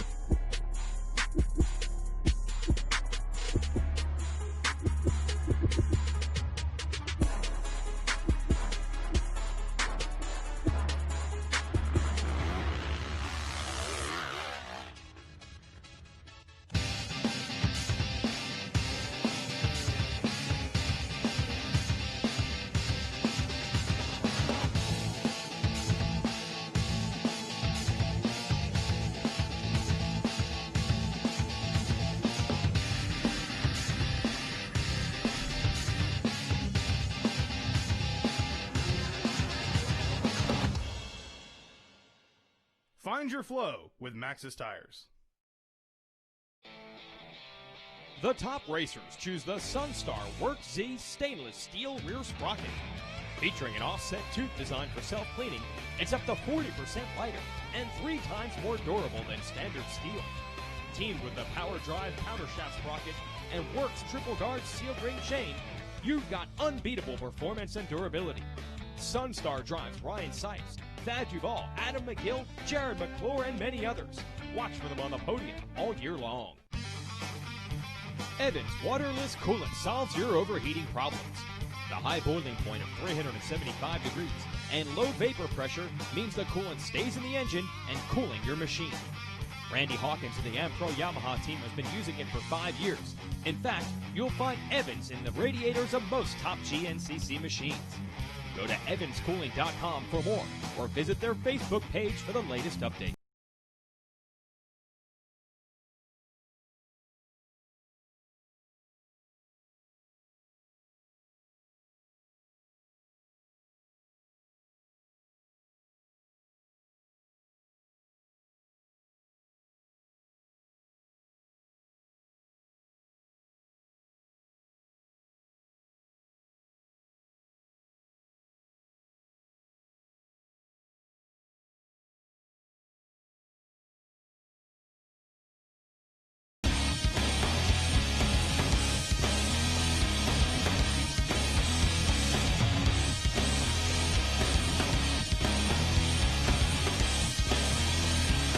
And welcome back here to GNCC Live as we come to you from Marvin's Mountaintop, round 7 of the AMSOIL GNCC Series, and a big day of and weekend of racing. As a matter of fact, we saw the ATVs racing yesterday, we see the bikes racing today, and we continue in 2 weeks as we'll be heading to the John Penton GNCC June 7th and 8th. Of course, 1 o'clock will be Eastern time on both Saturday and Sunday for the broadcast of ATVs on Saturday and motorcycles on Sunday. We also look ahead to Saturday afternoon, June 7th. Don't forget, we got John Penton UTV racing. We'll be watching about 4:30. Also, if you watch NBC Sports Network, GNCC on TV, the Steel Creek will be taking place on Sunday, June 8th, when we'll be at the John Penton. That'll be at 5 o'clock. And then the following Sunday at 5 o'clock, GNCC Big Buck will be on NBC Sports. A lot of racing action for the fans at home to catch, and what a great time to be a fan of GNCC racing. I mean, so many different ways to watch, so many different ways to keep up with your favorite riders and take it all in. You can watch live here in person. You can watch live at home on your computer. You can watch the produced show later, and see kind of all the Jason Wygant's take on things. So there's definitely a lot of information and a lot of opportunities to spectate GNCC racing these days. All racing all the time, as we like to say here at RacerTV.com. Caleb Russell continuing to lead as we check in about 5 minutes out from a third lap complete. Russell at last check had stretched that 2-second lead out to nearly 10 seconds. And there he is, checking through your shot right there. And no sign still of Charlie Mullins. Actually, I said 10. Wasn't it more like 18 seconds? Oh, Charlie's reeled it back. Wow, in a little bit Charlie there. looks like he's on rails right now. He's really pushing the envelope. And there we saw Caleb looking like he was really pushing it at one point on the shot before. This shot, that right there looked like Caleb was just really riding hard, man, and he was on a mission right there, it looked like. Yeah, I think Charlie certainly recognizing the urgency. Obviously, somewhere along the lines, either he came to an open area, took a look around, and saw Caleb wasn't a couple turns ahead of him anymore, or perhaps got a pit board that said, hey, bud, he's getting away. Let's do something here. So, Charlie picking up that pace. Caleb certainly most likely not letting up at all. It's just a matter of Charlie doing his best to reel him back in and make a race of this as they complete lap 3 here. Lap 3, as we said, coming to a close here shortly. Last time around, Russell turning a 28:11 lap time. Mullins a 28:10, 28:17 Jordan Ashburn, 28:16 for Andrew DeLong, a 29:10 for Jason Thomas, and that's where we start to see the lap times closer to that 29-minute mark. 28:58 was Ricky Russell, who's 6th place overall, leading the XC2 Pro Lights, and on adjusted time, taking a look at how far he is out of a top 5 position overall, he's only 7 seconds on adjusted time behind Thomas. So in theory, it's a good possibility and likelihood that Russell may be looking at a top 5 overall position when this lap is completed. Yeah, well, what we saw last lap was Josh Strang was actually behind Jason Thomas. The last we checked in there at I believe it was the 2 or 3 the last time we saw those guys going through. Josh Strang had made his way around. We actually got to see the pass happen in the pro pits there. So Josh Strang's turned a little bit faster lap than what Ricky Russell did the lap before. So it'll be interesting to see, when those guys check in, if things stayed the way they were and they continue riding the same pace, it would again be, maybe a 7-8 second difference. But Josh Strang looked like he was really pushing. I think he wants to work his way up in there, start chasing down Andrew DeLong for that 4th spot if he can, and potentially, try to work his way towards a podium position. Another thing we saw, last time we were able to look there was Ryan Sipes was still in that 7th place position, not at all far behind Jason Thomas in 6th. As we said, Thomas last we saw him actually checking it. Scoring was 5th, had dropped to 6th. Ryan Sipes right behind him in that 7th place spot, and Chris Bach not far behind them. I'm going to go ahead and say it right now. I'm really surprised with Ryan Sipes' ride so far and really impressed. Not because I didn't think he's capable of running that pace, because I didn't expect to see him have, this solid 6, 7, 8 ride for this length of the race at a track as technical as this and as different from anything that he's likely ever really ridden or raced before.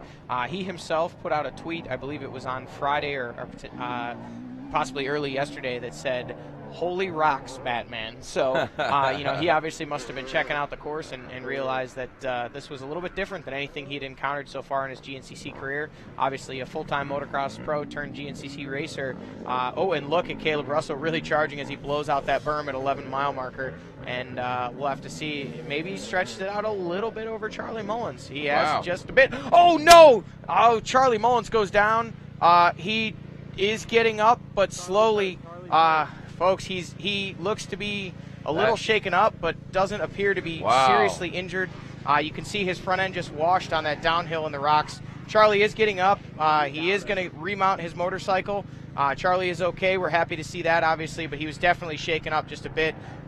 They're pushing the other lapped riders around, and wow, what an intense crash that was for Charlie. So glad to see him get up and ride away. And Charlie's tough. That's one thing about these types of conditions. You go from those technical rock sections out to this hard pack and dusty section out here, or one of the road sections. You got some of those rocks. I mean, about baseball size, golf ball size. It really can create a little bit of an obstacle there. Rodney, if I may, that just off the left of that bush, what you can't see is that is a fifth gear straightaway across there. I mean, they're probably upwards of 70, 75 miles an hour coming across, and there's some real big kickers coming into that turn.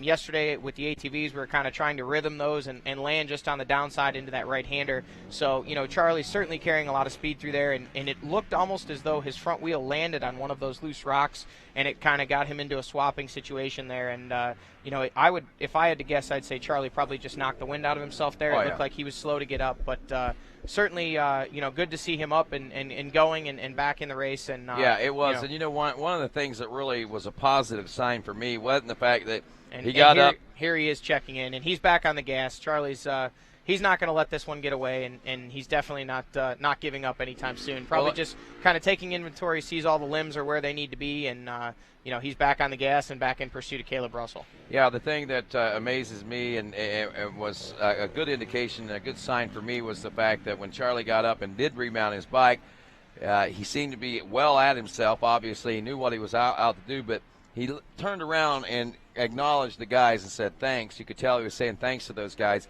Had he not done that and he just got on his bike and took off, I would have thought he was, in a dazed and confused state. But at that point, I see he seemed to be all collected, wanted to say thanks to everybody, need to be said thanks to get back into the race. And we saw him right there at the finish line. I mean, he's back up to pace, it looks like already. Caleb Russell checking in. Now, that did open the gap up by another 30 seconds or so, as we see 40 seconds, almost 41 seconds between Russell and Mullins in the number one spot. Lap time 27:46 and a 28:24.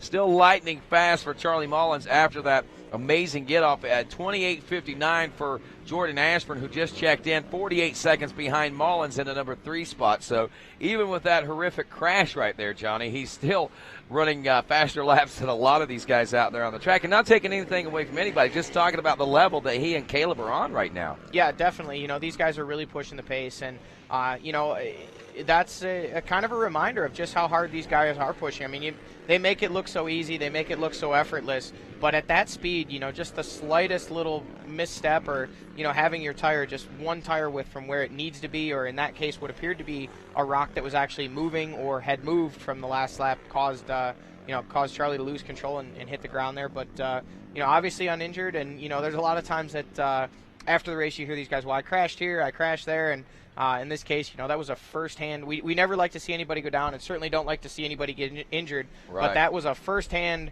account of what it's like at that speed. Everything just happened so fast, and then it was a brownout. There was dust everywhere, and that's exactly what it's like on a crash like that. It just happens so quick. You collect yourself. It looked like Charlie did, as I said, a quick inventory. He's like, okay, arms are good, legs are good.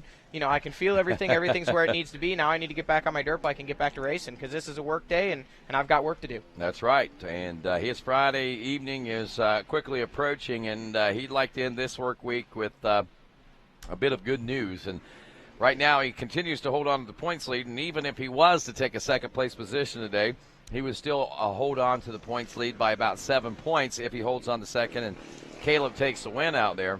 Rodney, look, as we got checking through the finish line here, Josh Strang in that number 5 spot. We had Jordan Ashburn and Andrew DeLong checked through, and Ashburn had definitely, DeLong had definitely made up some time from when we saw them last. It looked like he had that gap down from over 30 down to about 17 seconds when they checked in at the finish line. 25 to be exact. 25. I was counting, so apparently I'm not not exactly on point as I thought I was. But then we saw Josh Strang check in, and it appears as though Jason Thomas has latched on to Josh Strang.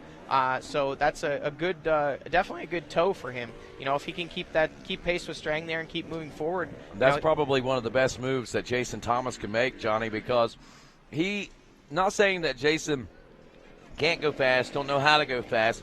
The one thing that he don't know is the pace of the XC1 class. He's used to that XC2, and he's still, even 7 rounds into this, learning quite a bit, and he even made mention, you know, the learning curve was a lot bigger than what he even realized or expected it to be when he made that step up to the XC1 class. So being with a former champion of this series and another rider that's still trying to get back up to speed and click with the front 2 guys out there, Josh Strang, those 2 actually would be a good team and a good duo to work up, especially for Thomas hooking on to the number 4 of course, Strang. And speaking of hooking on, we've got Ricky Russell, the leader in the XC2 class, checking in. And it appears he's pushing the pace, possibly trying to hook on to that duo in front of him of Ryan Sipes and Chris Bach. You know, he's, we started talking about this a little bit earlier as we see Charlie Mullins now checking through. And, you know, Charlie definitely not slowed down at all. He's on the gas. Obviously, whatever scrapes, bruises, and bumps he had there from that crash, he's put those behind him. He'll lick his wounds later today and, maybe kind of put some ice and take some Advil, but for right now he's back on the gas and back in pursuit of Caleb Russell. But in speaking with Ricky Russell, as we were talking about the leader in our XC2 class, I asked him how he felt about these races where he's been up in contention for an overall podium position, and he didn't make mention of it in his interview there, but he specifically told me, I don't really want to know. He said, I'm racing for an XC2 championship. You know, you hear guys say this all the time, but he seemed pretty sincere when he said so.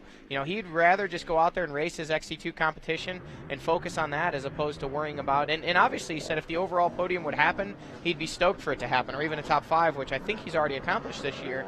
But to be able to, focus himself on that XC2 battle is what he's focused on. And now, and another thing that Ricky probably has in his favor, Johnny, is the fact that he's not as familiar with GNCC and the idea of how monumental it is to be able to finish maybe overall from a row number 2, and so he doesn't think about it from that aspect. He just thinks about it going out and winning that class, and he just accepts whatever the outcome may be overall. If it's great, if it's good, great. If it's not, as long as he wins the XC2, he doesn't care.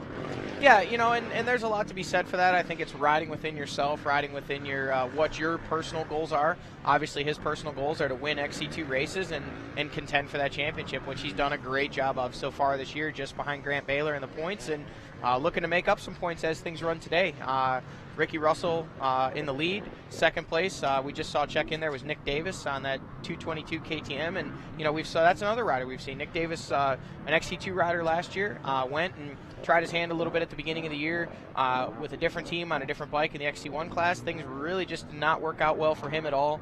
He went home, regrouped, with some helps with some friends, and I think he's receiving some support from that KR4 performance team.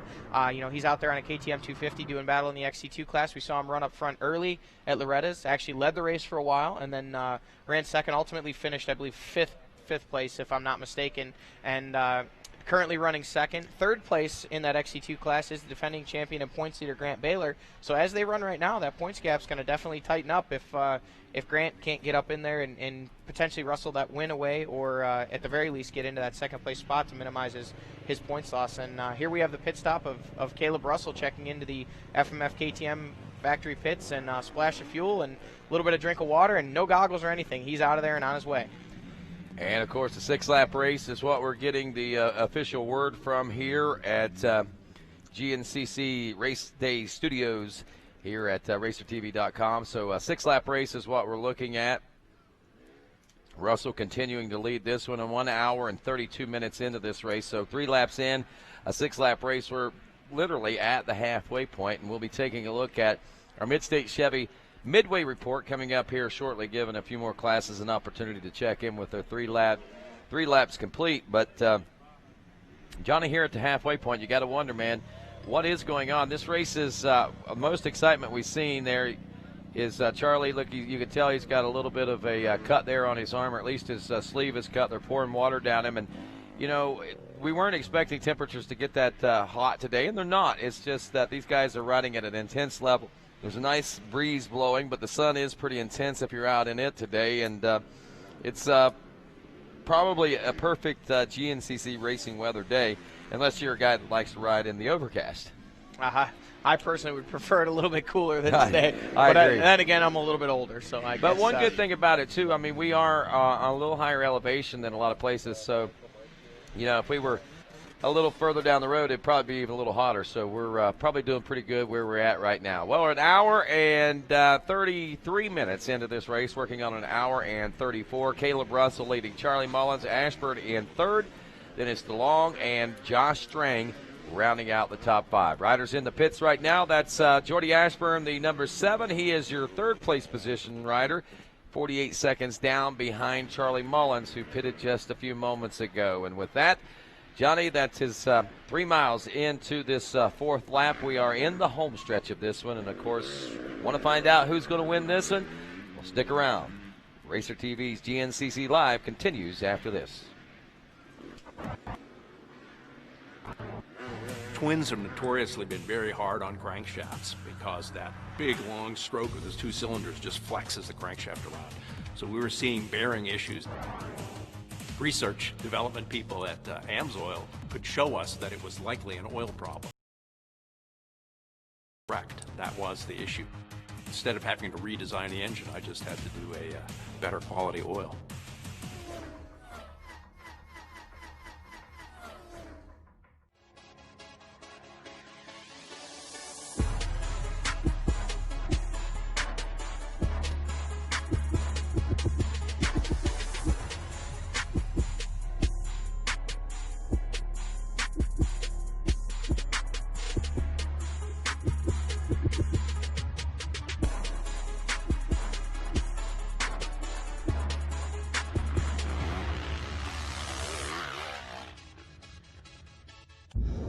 What do you call a machine that combines precision-engineered handling, industry-leading power,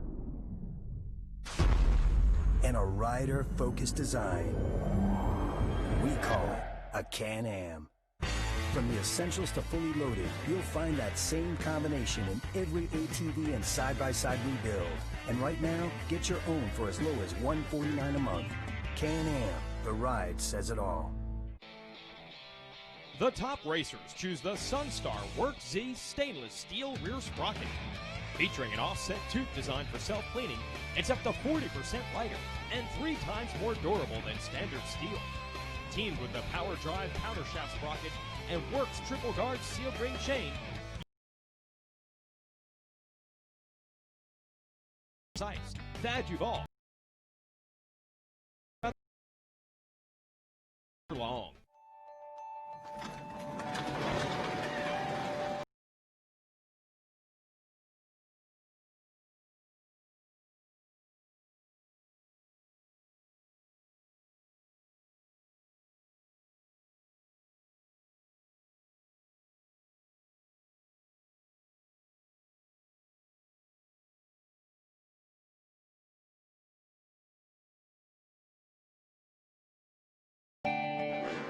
Welcome back to GNCC Live, where this was the clip of a couple of moments ago when Charlie Mullins was making his way down, trying to lay chase to that number 1 of Hot Rod Charlie Mullins, and this is what happened. Washed out, down, and as Johnny Gallagher says, the brownout. And, man, what a tough go down for Charlie there, but, man, that's where we got that separation in now, where we're now looking at 40 seconds rather than what was at one point like a 5 to 10 second deficit in between those particular riders. So pretty wild stuff, but good thing is Charlie's in good shape. He's still running strong, and he's still got his sights set on a first-place position today. And, you know, folks, another great thing about being here at the GNCC is a lot of things going on around here. I mean, you get to see the vendors, you get to talk to the riders up close and personal, and you actually get a chance to win things sometimes. And I know we got great sponsors like our friends at Can-Am and BRP who have a great sweepstakes going on right now. It's a chance to win the Can-Am off-road vehicle of your choice, believe it or not.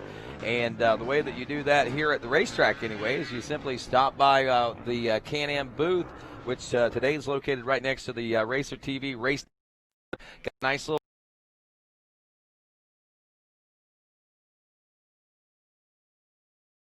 literally goes in, types in his information, pushes a button, and boom, he's signed up to win a Can-Am off-road vehicle of his choice. And drawing will be coming up a little later this year, I think around November or December or something like that. So a rather awesome and great experience for the race fans when they come here to the races, a chance for them to take home a piece of racing action for themselves, maybe at the end of the season. Yeah, absolutely. A great thing that Can-Am's doing there, and actually that booth is, or that tent is just off to the right, between the finish line and the RacerTV studios. Great opportunity for people when they come up here to check out the finish line area, or maybe around the finish of the race, or any time in between, to make sure they check in there and, like you said, enter for their chance to win a Can-Am off-road vehicle of their choice. So what a great thing the Can-Am and what would and you Racer, get? A Yamaha guy through and through. So with all due respect, I'll decline to answer that Bull question. crap! You would get it. You would get. I know you're paid by Yamaha, but I got to tell you, you would get one of those out. The 4-seater Maverick. That's what you want. You want the luxury vehicle. I know you can't say it. You can't say it because you bleed blue. But let's take that shirt off for a moment, man. Tell the truth.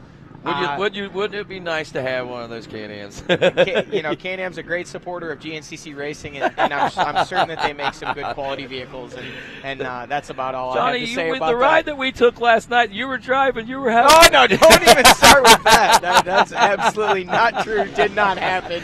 He's lying. Johnny, I thought, Johnny, you were one of the honest people I ever met. You're the biggest liar. No, I'm just kidding. I did actually ride up here in a club car golf cart, okay, I believe it was. So So that's about as far as I right can now. go. Honestly, I'm fibbing. I'm joking around with Johnny. He wouldn't be caught in one of those simply because of contractual No, obligations. great machines, I'm certain, and it's awesome that Can-Am and BRP are doing that to support the series and support the fans. And what a great opportunity for a fan to take home a piece of Can-Am GNCC racing. I've never seen anybody drive one. Fastest guy on 4 wheels right there, Johnny's. So let's get back to the race at hand. When we Johnny. start whispering into the microphones, that's when we know we've officially jumped the shark. So we'll get back to some racing action here today. But we're as we await what we now see is Charlie Mullins checking in. Caleb Russell checked through just a moment ago there. So again, as we reiterate one more time, we did just get to see the replay. Charlie Mullins has had a slight get off that did cause us to have a bigger gap between the leader and second place position, but Mullins, based on his lap time and based just on his general overall riding and body position, I think he's actually really settled into a good pace, and he's going to try and stabilize 20 seconds this gap. is what they're telling us right now. We went for 40 seconds when he stopped in the pits, and Charlie did take a fairly quick pit stop. He wasn't as quick as probably what Caleb was in his stop. Doing some adjustments, checking out his elbow and stuff like that. Looked like he had torn his jersey. I don't know if he did that in a crash or bounced it off a tree. We've seen him hit a couple of trees out there also. But all in all, we see another 40 or so seconds that has opened up in that gap there. So whether or not Charlie just says, okay, the wind got knocked out of my sails, he's got that 40-second gap. We're in the home stretch, man. I'm just going to salvage what I can today. There's no sense of pushing it and losing more points than 5. Right now, he'll still have a 7-point lead heading into I guess it would be 8th round when we go to the John Penton GNCC here in just a few weeks. And, one thing that excites me about the John Penton GNCC is that's obviously the home track for me, kind of a home track for you too, Johnny. But for some reason, I really like the Ohio soils, and I enjoy watching the great racing and even some of the great talent that comes out of Ohio in that women's class, the WXC class. Multi-time national champion Mandy Maston now has her hands full with a whole host of female riders that have come here to the GNCC series to mount a challenge. And when Mandy goes home here in a couple weeks, she's going to be stoked and ready to fire back on these ladies, as we've seen better and stronger rides out of her. But today wasn't quite Mandy's race day today, but I believe we did see Casey Martinez take another win in that women's WXC class today. Hey, my name's Casey Martinez. I got first in the WXC class today. My start was pretty good. I ended up 3rd in the corner. And coming into the chicanes, couple chicanes, I made my way into first and made my way into the woods first, so it was really good. I didn't have no dust to worry about. Just got out there. The track was really fun. The girls were riding really good, and Mandy caught up to me, and we went back and forth a couple times, which was really fun with her. We were riding at a good pace. And actually, she went down on that third lap, I believe, and I pulled a gap on her and was able to come home and make it first. So I'm really happy and can't thank my sponsors enough. FMF, Factory FMF KTM Racing Team, Muscle Milk, CD, Thor, Oakley. Thanks, guys. Bell Helmets, and my mechanic Cody for keeping my bike at 100% and having fun out there. See ya. Well, Casey, a great young lady, no doubt about it, and she even mentioned what was going on there. Mandy Maston, a multi-time national champion in GNCC, National Enduro, Hare and Hound, Hare Scrambles, you name it, ISDE qualifier and gold medalist several times over. Hasn't been much of a factor in the women's class battles, it doesn't seem like, at least the last couple, 3 years anyway, but I've seen a 14, and it looks like Casey Martinez has as well. Yeah, you know, we've seen some great rides out of Mandy the last couple of races. I pay close attention to that WXC class in the morning, and, you know, Mandy's been up there battling for wins and podium positions throughout much of the season so far, so that's great to see, you know, her doing so and really riding well, and, you know, that's become a very competitive class. I mean, there's 6, 7, 8, 9, 10 girls that are up in there battling for those podium positions, and you know, sometimes it's literally a matter of seconds between third and eighth in those races. I mean, today at the end, it was and that's Casey, something, a far cry from what we used to see out of that class too, Johnny. Yeah. I remember it used to be Mandy would just literally kill everybody, and then Heather came along for a while, and you had Heidi Duchette and stuff there for a while. That you know, we saw the last few years with Maria Forsberg. Yeah, you exactly. know, she came in and dominated for a while, and then last year really had some competition from these girls, and they've stepped it up. It's great to see for the future of women's off-road racing, and we see a lot of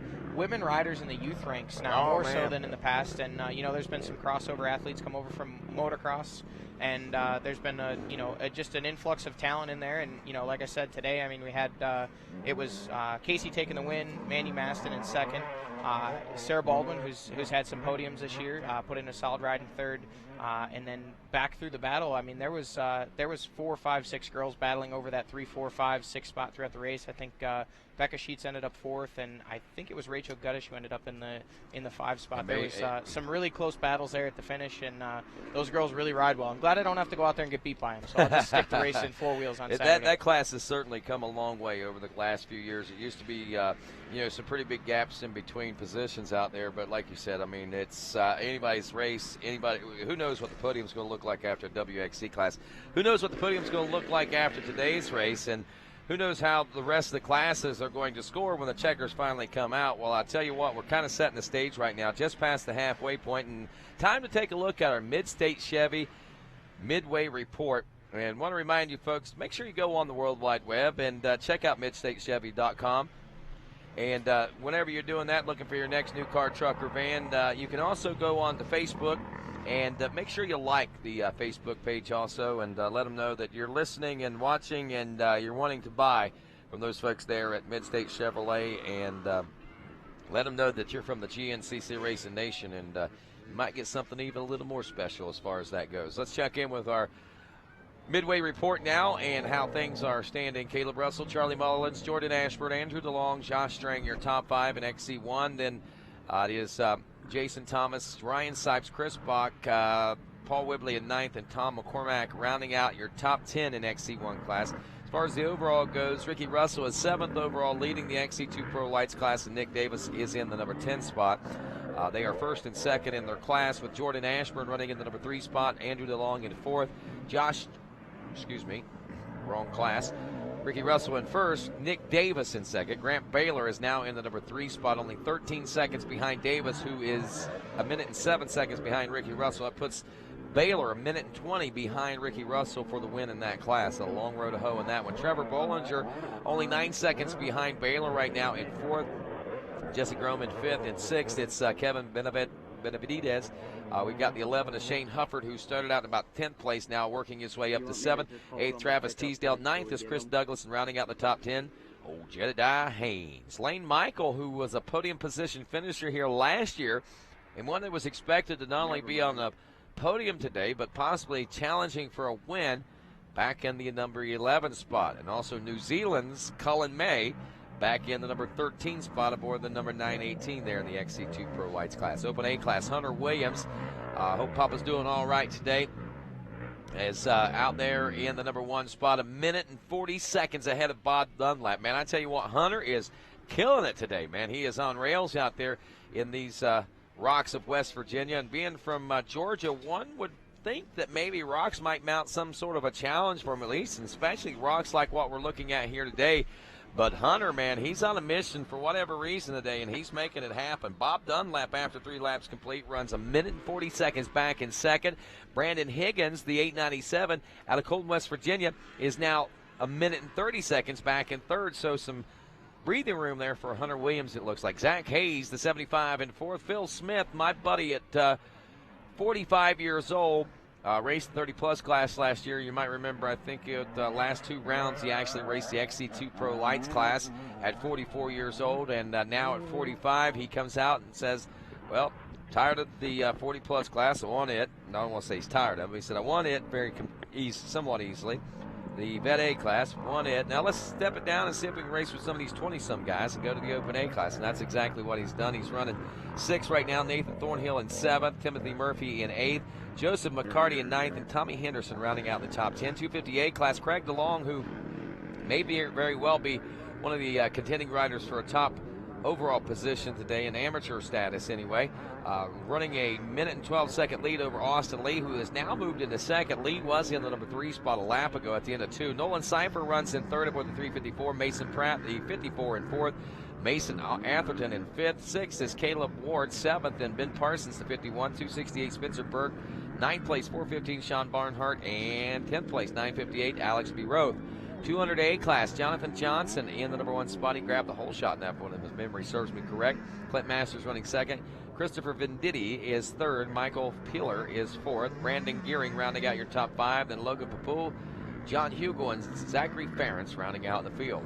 4-stroke A lights, Jake Froman has pretty much held on to the lead of this one pretty much all race, with a 20-second lead now of Alex Teagarden. Tyler Braniff, a 1 minute and 24.5 seconds back in third aboard the 42. The 38, Luke Parsons, he's 4th. 5th, 32 is Brady Myers. 6th, Nathan Zickler, the 367. 7th is 986, Andrew France. 9th, Cody Jeffers, the 628, and the 68 of Van McCarran rounds out your top 10 in 4-stroke A lights. Vet A class, Joe Marsh, Curtis Ryan, and Chad Tallman, 1, 2, and 3. Actually, Marsh and Ryan are the only 2 to check in with 3 laps complete, and there were 4 minutes and 2 seconds separating that 1st and 2nd place position in the Vet A 30-plus class. And a little bit of time back now, a couple minutes to Tallman, who should be checking in 3rd. Sean Remington in 4th, Joe Kessler in 5th, Matt Boston in 6th, John Beaver in 7th, Mark Greenwald in 8th. Looks like 9th in the Vet A class is Kirk Allen and Jim Steiner, who's actually a little under the weather out there, is holding steady. He got the whole shot in this class. I never expected him to even ride today, but he's running 10th right now. Senior A 40-plus class, former National Hare Scrambles champion Doug Blackwell, the 181 out of Parkersburg, West Virginia, a 3 minute and 41 second over Senior A 40-plus class 2nd place ride. Kenny Hawkins, the 67. Billy Schlag, the 380, is 3rd. Then you got Mark LaBelle, he's 4th.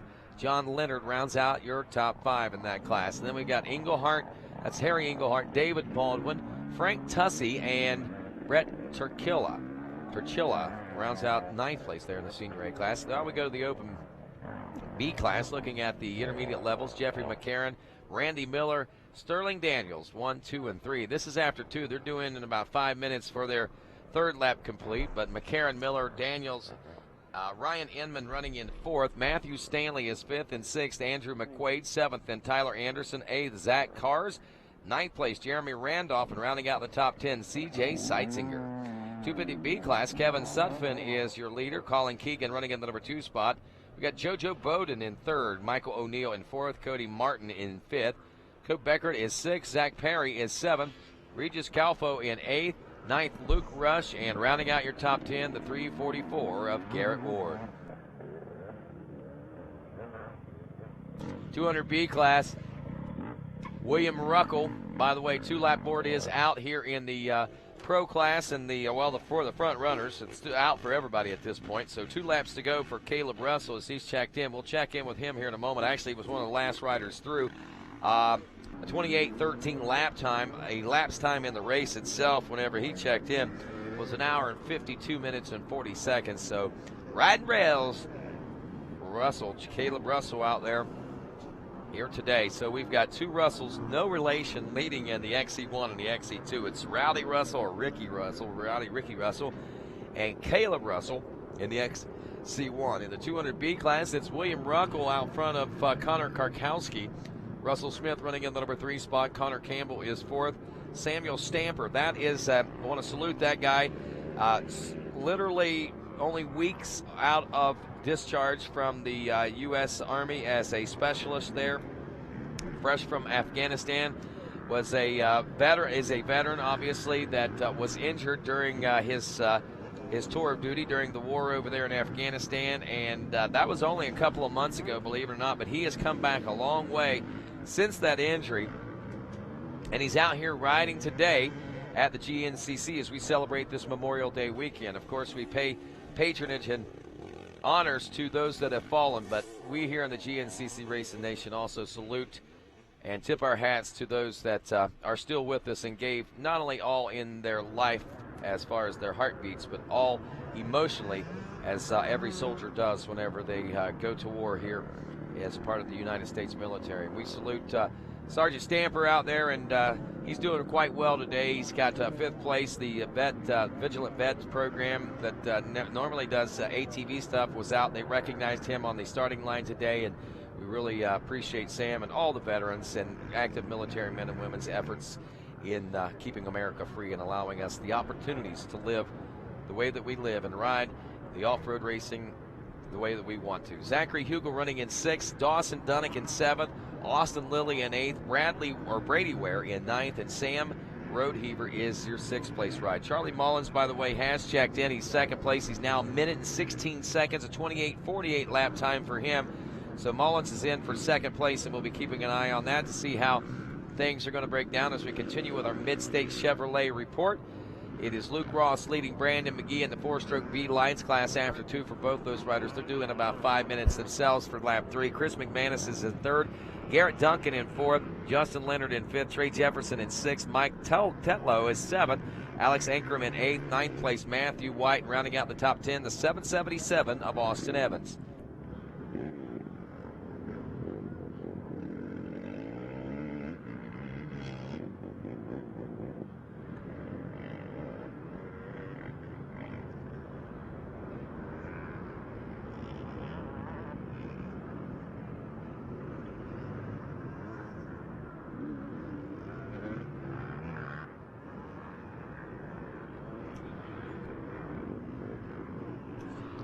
Great. So talking to Megawatt Matt Watson there, we are geared up for a big podium as we are in the home stretch here as the Midway Report. A couple of more classes real quick. Tom Trixel, Larry Hopper, William Blackie, your top 3 in the Vet B class, along with Scott Dowell and Nathan Wallace. Senior B, Jade DeBerry, Eric Robinson, Michael Bryant, Scott Campbell, and Mark Federico, rounding out the top 5 in the Senior B. That's a look at your Mid-State Chevy Midway Report. Don't forget, like them on Facebook at Mid-State Chevrolet, and also when you go there, make sure you let them know that you're part of this GNCC Racing Nation. Here we are a lap later. Remember, 1 lap ago, Charlie Mullins came down through this section of the racetrack and found himself in a not so happy situation there down on the ground, but was able to pick himself back up and dust himself off and get back into it. Right now, as we're in the home stretch of this one's a good time for you to start tweeting your podium prediction finishes. You could win yourself $250 in AMSOIL product. All you got to do is tweet your podium prediction finishes to hashtag them GNCC Live. You don't have to be right. You don't even have to be anywhere close in the ballpark or anywhere in the neighborhood as far as the overall is concerned. We just want to know what you're thinking, who you're rooting for. We will choose the winner randomly, and we'll announce it by show's end also. So good luck to you. Tweet them out. Is it going to be Russell, Mullins, Ashburn? Is DeLong going to make it happen? Is Josh Strang going to upset everybody here in the last couple of laps and move all the way to the front of the pack? I don't know. You got to make the call. What do you think is going to happen? And then we'll find out for ourselves as we watch this battle here on Marvin's Mountain and the halfway point of the 2014 AMSOIL GNCC Series presented by Maxxis. Roll on here from beautiful Masontown, West Virginia, in the heartland of the GNCC Racing Nation. Lap 5 is what we're on right now, approaching the 2-hour mark, and so often we talk about that third hour and that 2-hour window and that, well, the wall, the third-hour wall. But, you know, today, the way things are starting to shape up, I got to wonder, is that third hour even going to play into factor in any of the classes? Because, like yesterday, something really separating these riders, whether it be the technicality of the racetrack itself, something separating these riders and not giving us the normal nose-to-tail, wheel-to-wheel battles that we're accustomed to in GNCC racing over a 2- and 3-hour course. But what it did do was, obviously, yesterday present a whole different element to it. And whenever it came down to the wire, it was a very exciting race. And who knows, this race right here might show the exact same face once the final laps are underway. A 6-lap race. We're working on lap number 5 right now. So still plenty of row to hoe here, plenty of time to go racing in the GNCC Racing Nation as we see our leaders, like we said, just checked through a few moments ago. Do back around for a white flag as the 2-lap board is out. They'll get a white flag next time around, and that is not for another 22 minutes or so. And I believe this is a good time, quite possibly, for us to take a little bit of a break here and resort things and reset the stage and get the excitement level ready for what is about to take place as far as GNCC racing is concerned. And we'll be back with more GNCC Live from Masontown, West Virginia, right after this.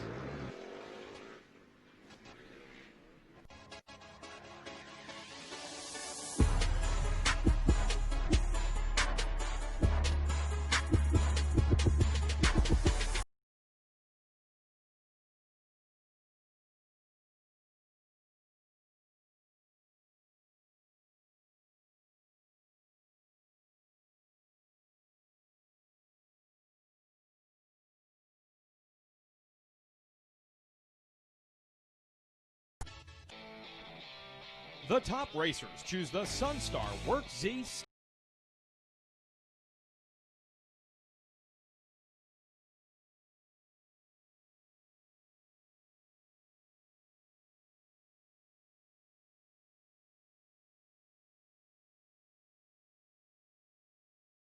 Thad Duvall, Adam McGill, Jared McClure, and many others. It's never been about the fame or, you know, the money. I mean, it's always been about having fun on my dirt bike. First time I ever got on a dirt bike, it was like the gnarliest adrenaline rush that I'd ever experienced, and I wanted to keep doing it. There's so many different emotions and feelings that go into riding that I can't even explain to someone that's never been on a dirt bike. I mean, it's something that you really have to experience to understand. Evans waterless coolant solves your overheating problems. The high boiling point of 375 degrees and low vapor pressure means the coolant stays in the engine and cooling your machine. Randy Hawkins and the AmPro Yamaha team has been using it for 5 years. In fact, you'll find Evans in the radiators of most top GNCC machines. Go to evanscooling.com for more or visit their Facebook page for the latest updates. They're the best off-road riders in the world, and they're coming your way every day on RacerTV.com. Check out all the action from the AMSOIL Grand National Cross Country Series presented by Maxxis and AMA National Championship.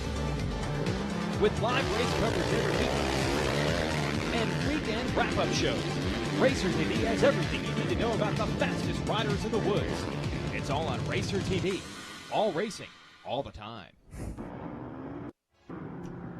And welcome back to the Mountaineer Run GNCC, brought to you by RockyMountain.ATVMC.com this weekend. Get ready, my friends. Are you ready for the halfway point of this one? And Caleb Russell possibly chipping away a little bit at that major stone that Charlie Mullins is trying to build up ahead of him in the points race as far as the XC1 class and championship and overall championship is concerned. But today, Charlie Mullins coming into this round looking for his third consecutive win. Both riders having 3 wins apiece heading into this round, but Charlie with the advantage on the better bad day finishes than what Caleb Russell was finishing. And as they roll along right now, I think that Charlie Mullins is pretty much at a minute and 20 or so seconds now behind Caleb Russell. Figured that, hey, I got to salvage what I can.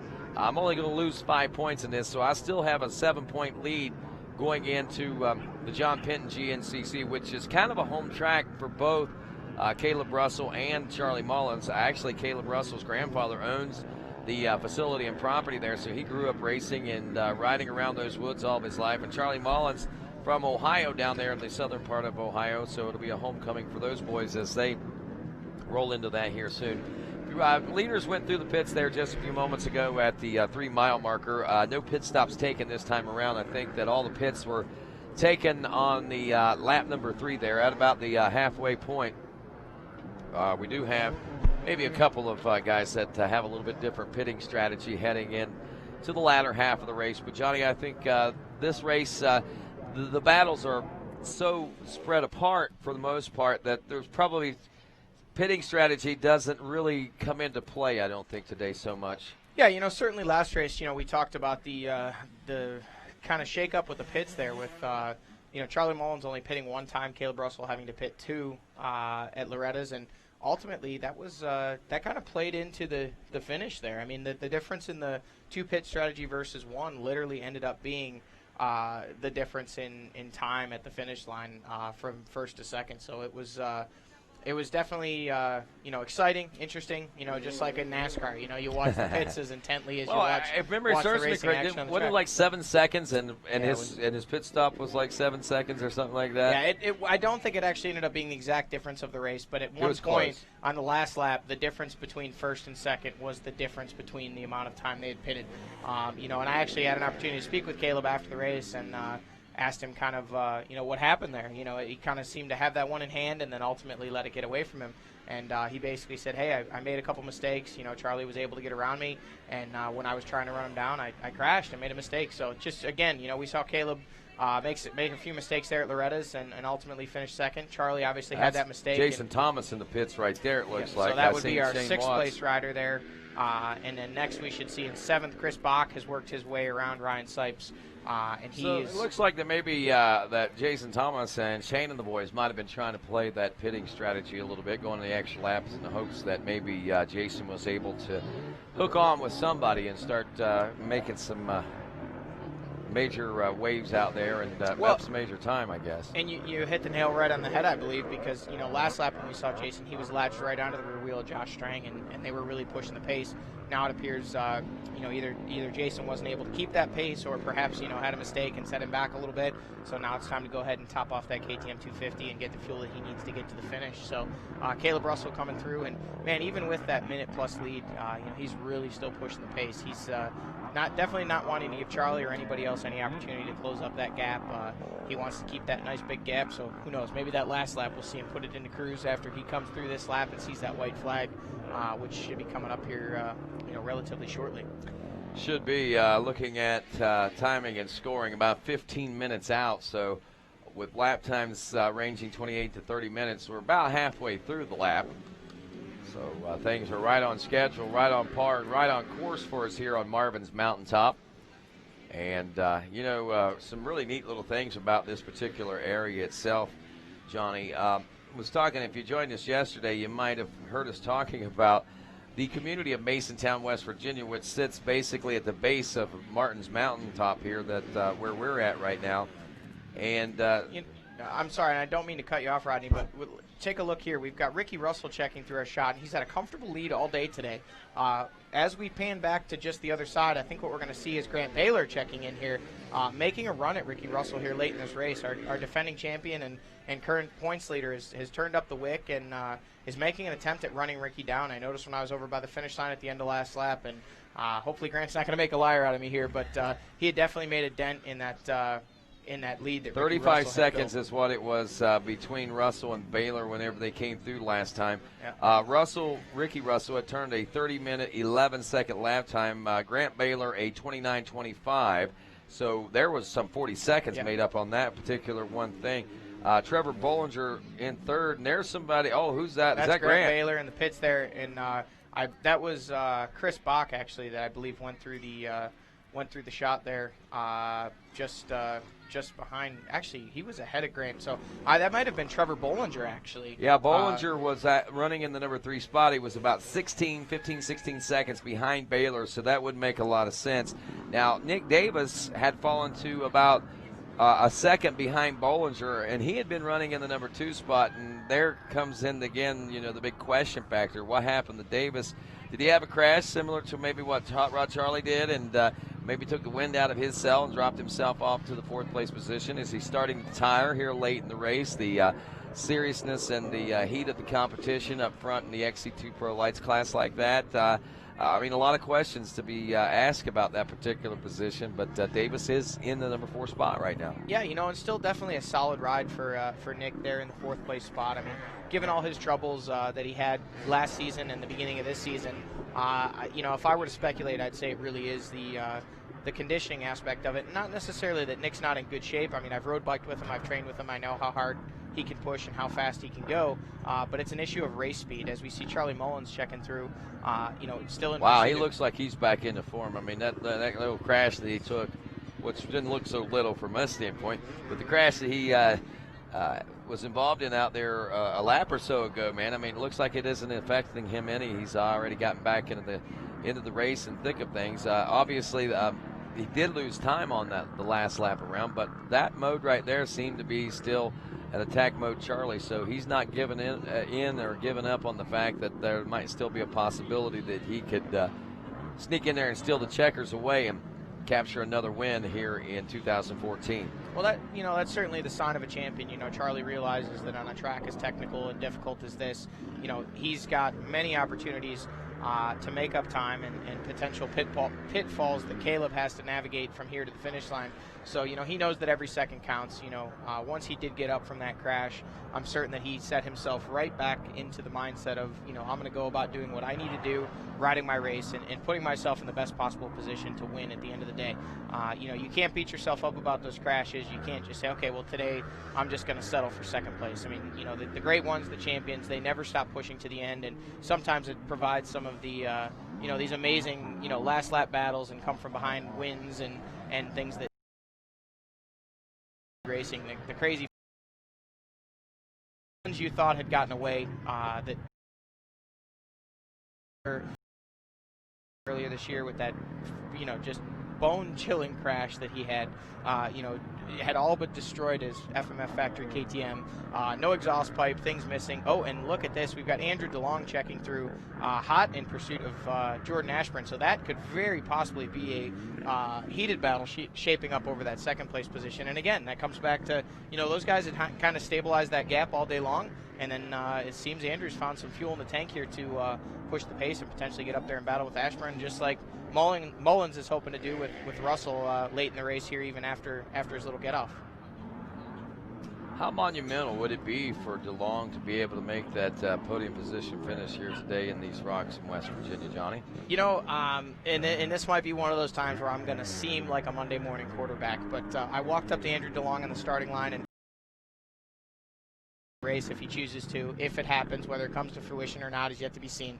I walked up to Andrew on the way he rode here last year, he put in just a phenomenal ride.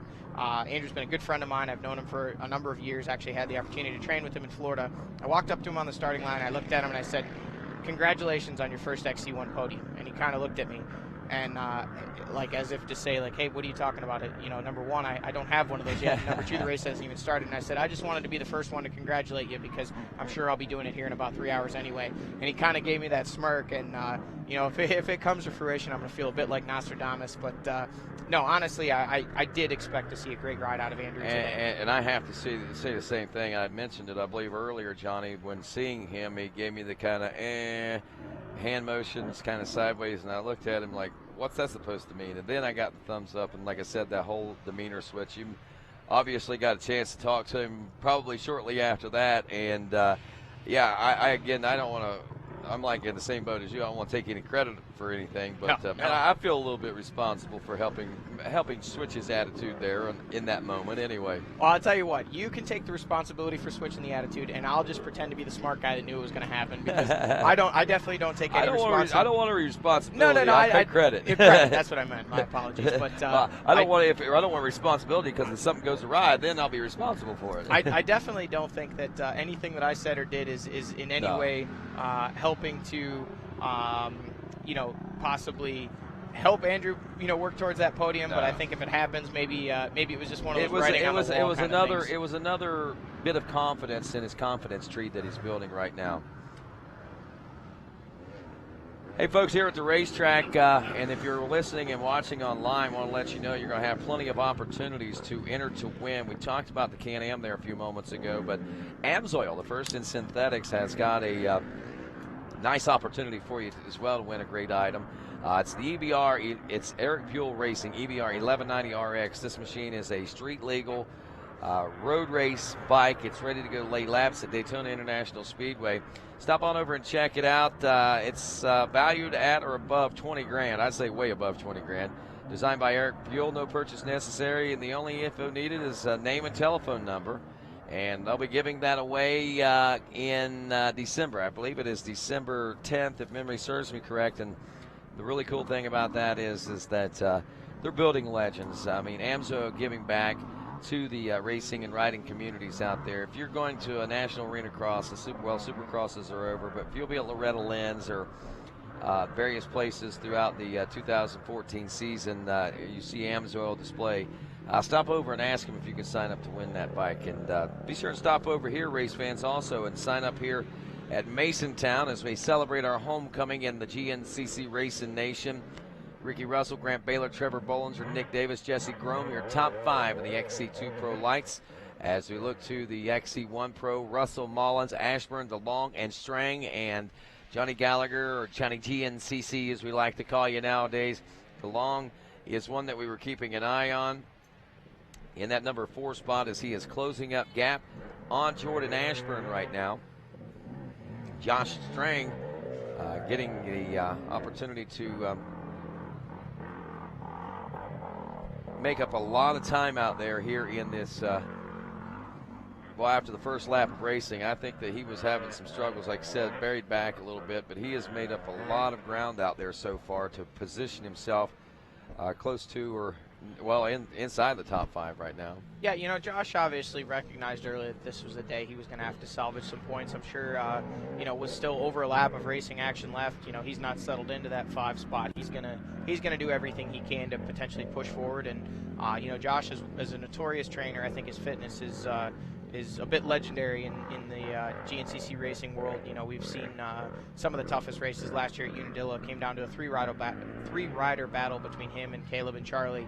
And Josh was behind earlier in that race and was able to close that gap and challenge those guys late in the race. So spends a lot of time on his Trek bicycles, doing training and mountain biking and road biking and everything else, and does triathlons, and he's just kind of known as a fitness guy. So if anybody's going to turn the wick up late and potentially get up in there for the, throw a third hat in the ring, I guess, if you will, for that final podium position between Ashburn and DeLong, I think Strang may have the fuel in the tank necessary to do so. Well, if you remember right, last year, this is where Josh Strang got his podium. He got 2nd place here, if memory serves me. Actually, I'm looking right at the results. I know that's what he got.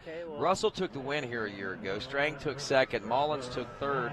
Bach was 4th. Paul Whibley was 5th. And Jordan Ashburn back in the number 6 place. We're seeing a lot of the same players, I think, that are here that make the return. We got Caleb, we got Charlie, we got Josh. And we saw Caleb check through, and speaking of fuel in the tank, obviously there's a guy that definitely is not running short on fuel, either in his gas tank or in his personal tank. I mean, he's really pushing the pace and just looking to pull away, and he's just a couple miles away now from potentially seeing that white flag and having only 1 lap left of racing to secure his would be his 4th win of 2014. Yes. So both riders have 3 wins apiece. 3 wins apiece. This thing's kind of a coin flip right now, and Caleb looking to put that extra marker on his side in the T column and make it that it's a little more one-sided. Even though how the points may play out, Charlie may continue to have the points lead. Caleb would have the nod and more wins and potentially pick that momentum back up that we've talked so much about over the last couple of rounds. We talk about that momentum, we talk about the kind of the mojo going, and right now Charlie Mullins has been the guy that had that the last couple of races, and Caleb Russell making a big step towards snagging that out of Charlie's back pocket for today. Well, back watching the XC1 Pro ranks right now, trying to see whether or not we can expect to see anything different or strange. DeLong, running in 4th place, was 27 seconds behind Jordan Ashburn. He had a 48-second gap back to Josh Strang there in the number 5 spot at the end of lap number 4. So we'll know more about how things changed and solidified in about 3 minutes when these guys are due in. But kind of amazes me, I'm not going to lie, Johnny, some of the differences that we do take note of. Some of them are rather dramatic or rather huge. Others are smaller, but still there's each race, each lap, something different has been different about each lap, it seems like. Yeah, there's been a lot of exciting things happening today, and although it hasn't necessarily been the wheel-to-wheel battles, it's kind of been the battle of the time clock, really. The stopwatch has been the tail of this race, and we did see, obviously, the wheel-to-wheel battle between Caleb Russell and Charlie Mullins early, but basically ever since Charlie's crash, it's kind of been a stopwatch battle. Can Caleb pull that lead out, or is Charlie going to close that lead up? And so far it seems to be that Caleb's kind of established himself, perhaps a result of Charlie's fall. He was pushing the pace even before that, yeah. But Caleb saw an opportunity there, and like a waiting cat, he pounced. Yeah.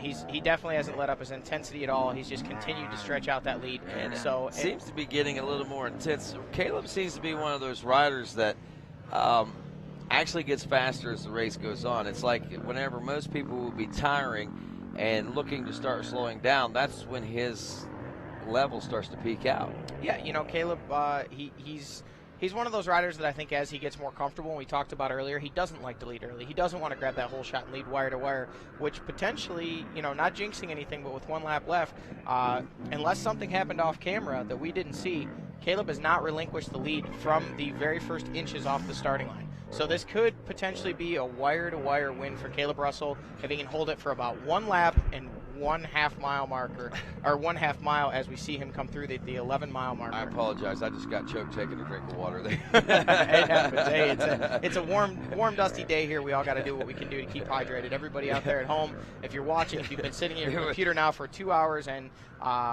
20 minutes. 20 minutes and 28 racing. seconds. Hey, you need to make sure you drink your water. Everybody's got to stay hydrated. Yeah, but and put your sunscreen on. Yes, absolutely. Another battle that we can talk about here briefly while we wait for Caleb to check in at the finish line and wait for Charlie Mullins to check through at the 11 is that XC2 battle that's really heating up. What I think we saw on camera, although I cannot be certain, we'll know when they check in at the finish line here, is I think we saw Trevor Bollinger take over that second place spot while Grant Baylor was stopped for fuel. Yep. So Grant Baylor had turned the wick up. He was running down Ricky Russell, who's had the lead from early miles in this race.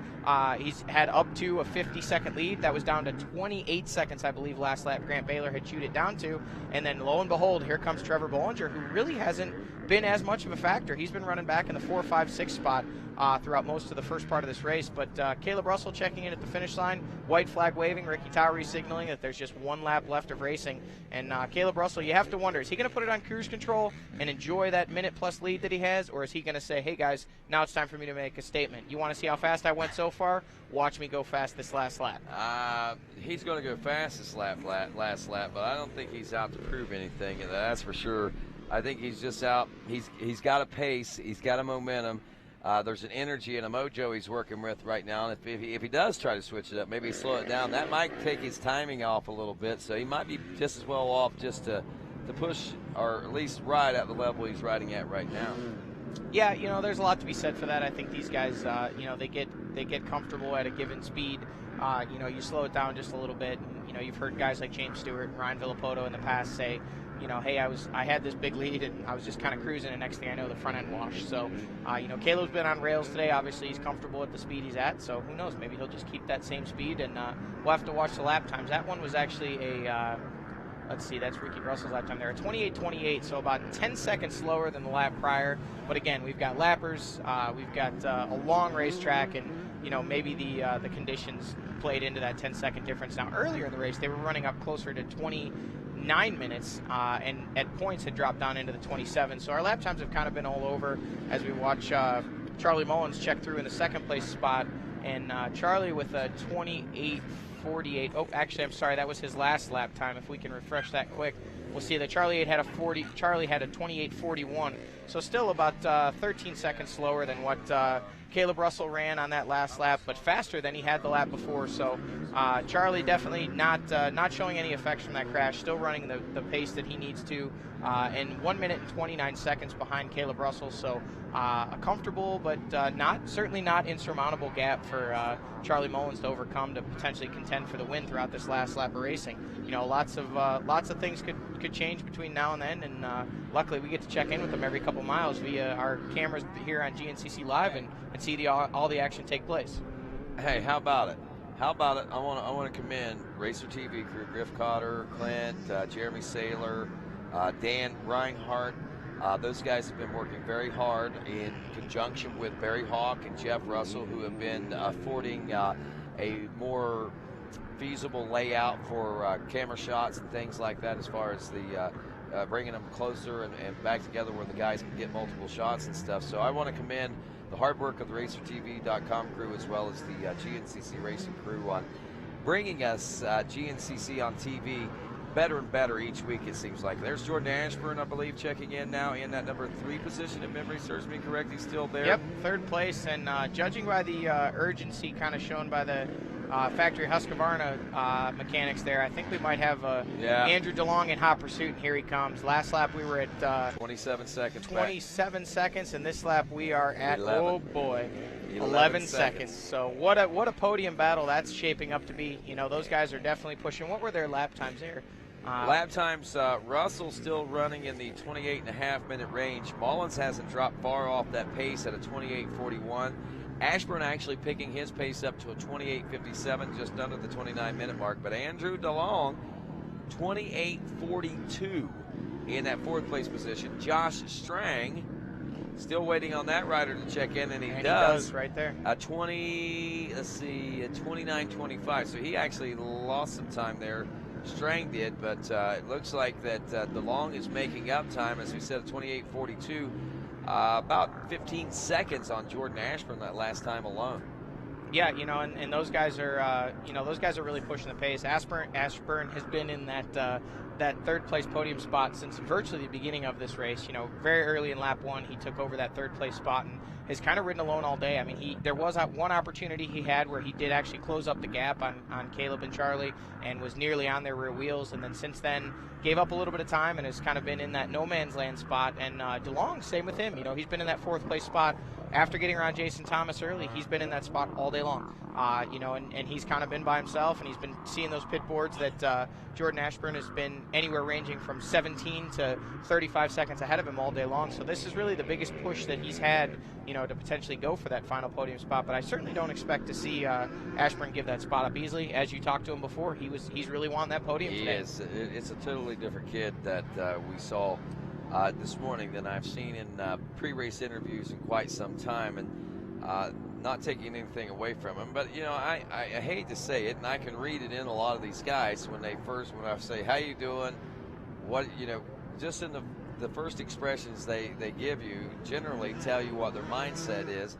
And when Andrew went like that right there, kind of one of those type of ordeals, I think that maybe he was exactly that. He wasn't real sure where he was at, and maybe that little bit of confidence made the click that where he is. And though he's not setting the world on fire, but what he is doing is he's riding a good, strong, consistent race. He's putting himself in a position where he is growing and continuing to grow in this XC1 Pro class as a rookie, and he's getting that much closer to podium position finishes, and quite possibly even be on the podium today. So everything's working out well for Andrew DeLong, and I don't think that he could have planned it any better than the way that it's working out for him. I don't think they could have written a book any better for it, other than if he came out and started winning right off the bat. Yeah, and I definitely agree with you. This would be a huge step for Andrew DeLong, to put that Husqvarna up on the podium today. The first for him in the XC1 class, and the first for Husqvarna. And boy, that'd have to be going back probably, I don't want to speak out of turn, but I would guess probably the first GNCC podium for Husqvarna probably since the 80s maybe. We had Glenn Kearney brought the Husqvarna to the podium there a few years ago. XC1 podium? Yes. Oh, okay. My apologies then. See, good thing I didn't speak out of turn. I knew Kearney had some XC2 podiums. No, but remember, he had ridden the XC1 class and got some podium position finishes, if memory serves me correct. And and then he did, I think, step back and ride some XC2 stuff. But I believe that we did see it a few times on the podium there 4 years ago, maybe. Okay. Well, it's still, for the new Husky, the new era Husky. the new breeding So, okay, in the white, the blue, Husky. and yellow. Those guys Yes. looking for their first podium as a team and as a group, and Andrew Long on the hunt, and obviously Jordan Touche. Ashburn kind of carrying the flag for the Ampro Yamaha team today. Whibley, as you mentioned earlier, having some potential injuries and struggles throughout the first part of the season thus far, and and here we see a battle coming in, and I hear two 250Fs coming to the finish line. Ricky Russell coming in with the lead, and let's see if the other bike that I hear is possibly Trevor Bollinger. Nope. Not yet. Bollinger's dropped to third. Well, he was. Oh, that's right. He has we moved back think to the we saw him pass for second, but again, There's- those guys were still battling. So there's now we see Russell, Paul Whibley checking in. 2010. We just got the statisticians on that. 2010 XC1, second I place. bow to the all-knowing and powerful Rodney Tomlin. Well, I was going to start checking back as far as 2008. I was thinking it was a little sooner than that. Trevor Bollinger checking in the second spot, as well as Paul Whibley checking in the XC1 class, and now Grant Baylor checking in the third spot. So there's your podium in XC2 as it runs right now. So I assume we were right. That was Trevor Bollinger Yes. making the pass on Grant Baylor in the pits, and now we're seeing that battle play out in the final lap of racing. Ricky Russell with a comfortable, what was his lead? 34-second lead going into the final lap of racing. So maybe comfortable isn't exactly the word for it. Well, I'm sure it's not as comfortable as a minute and 30 seconds or whatever, but it is certainly a comfort zone. It's keeps them, for the most part, ahead and out of sight of the second-place riders, and they may or may not know exactly where they're at. Now, let's look at lap times. 29:17 that time around for Ricky Russell. Trevor Bollinger, this might be the part of this that might make things a little more interesting, but it's going to have to be quicker than the 17 seconds that we're seeing, because Bollinger got a 29-minute flat lap time that time. Grant Baylor, 29:22 to hold on to the number 3 position. Take it down Pro Row now. I'm watching some of the leaders make their way through there. We saw Russell and Mullins going by, and I believe even the number 7 of Ashburn. If we didn't see him, this might be him railing the turn right there and heading out. Don't see anybody coming out. Nope, that's not Ashburn, but I think he's already made his way through in the oh, that's Mullins. Oh, wow, is that gap is a lot bigger than what I thought. That was a minute and a half. I could have sworn that I saw Mullins go through there a long time ago. I guess that was Russell, so my bad, my mistake. Sorry, and apologize for that. So that minute and 29-second gap may have just gotten a little bit bigger. We're only looking at about a 12, 13-second faster lap time than what Mullins turned by Russell on the last time around. But heading into the white flag, Charlie's comfortable. He's content with second place at this point for the championship battle's sake. So maybe he has settled in, and maybe that gap is a little larger and longer than a minute and 29 seconds. But nothing to be taken away from Charlie, nothing to be taken away from Caleb Russell, as both these guys have once again afforded us a great show as far as GNCC racing fans are concerned, in this new era of GNCC riders here in the heartland, so to speak, of the GNCC nation. It's good to see these guys excelling so well in the old school type conditions out there. Our Can-Am race recap, something we probably ought to take a look at as we are about nearing the halfway point of this final lap of racing. We are on lap number 6 of 6 right now. About 18 minutes or so left to go in this one. And the thing about it is, not a whole lot to report as far as the recap is concerned. Caleb Russell got the $250 Whole shot award from All Balls, Bearings, and Components, as it looked like Paul Whibley was going to be the one that did it. As they rounded the first turn, though, here come Caleb Russell, and he laid some horsepower to the ground in dashing to that first place position across that stripe. Now, whether or not he was going for the extra $250 or not, I'm not sure. I know he's gotten it the last couple of times, and he says that's something he's not too used to. But anyway, he got the whole shot, and like Johnny was saying there a moment ago, has basically led wire to wire, at least at the conclusion of each lap. If he has relinquished the lead any, it hasn't been much and by long that he did so. But regardless, Caleb is riding on rails, railing at Russell today. We got Charlie Mullins running in second. Remember, Mullins running a good, close, tight pace this afternoon, and coming out that one hill section near the 11-mile marker, the front end washing out. He goes down and opens up a 40-second gap, which then translates now into a minute 20 or so better, as that gap continues to open up over the course of this race. But regardless, he holds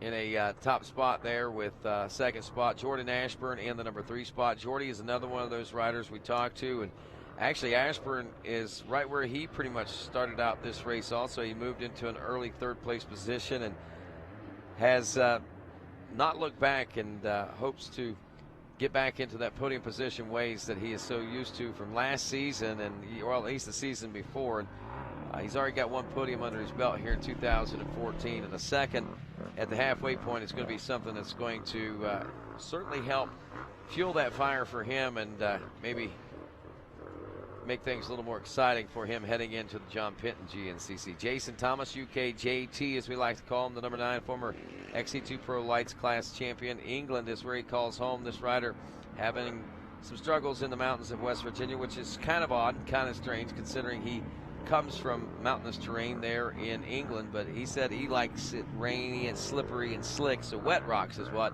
he was really hoping for. Chris Bach runs 7th, Paul Whibley in 8th, Ryan Sipes rounds out 9th spot, and Tom McCormack, that Australian rider here with us in the number 10 spot. There's Caleb Russell as we pick the action back up out here on the trail, Johnny Gallagher, and again, a minute and 40 seconds is what we were looking at as far as that lead, or 29 seconds. I'm saying a minute and 40 or plus now, because the gap in between seeing the first and second place riders seems to get longer and longer each and every time.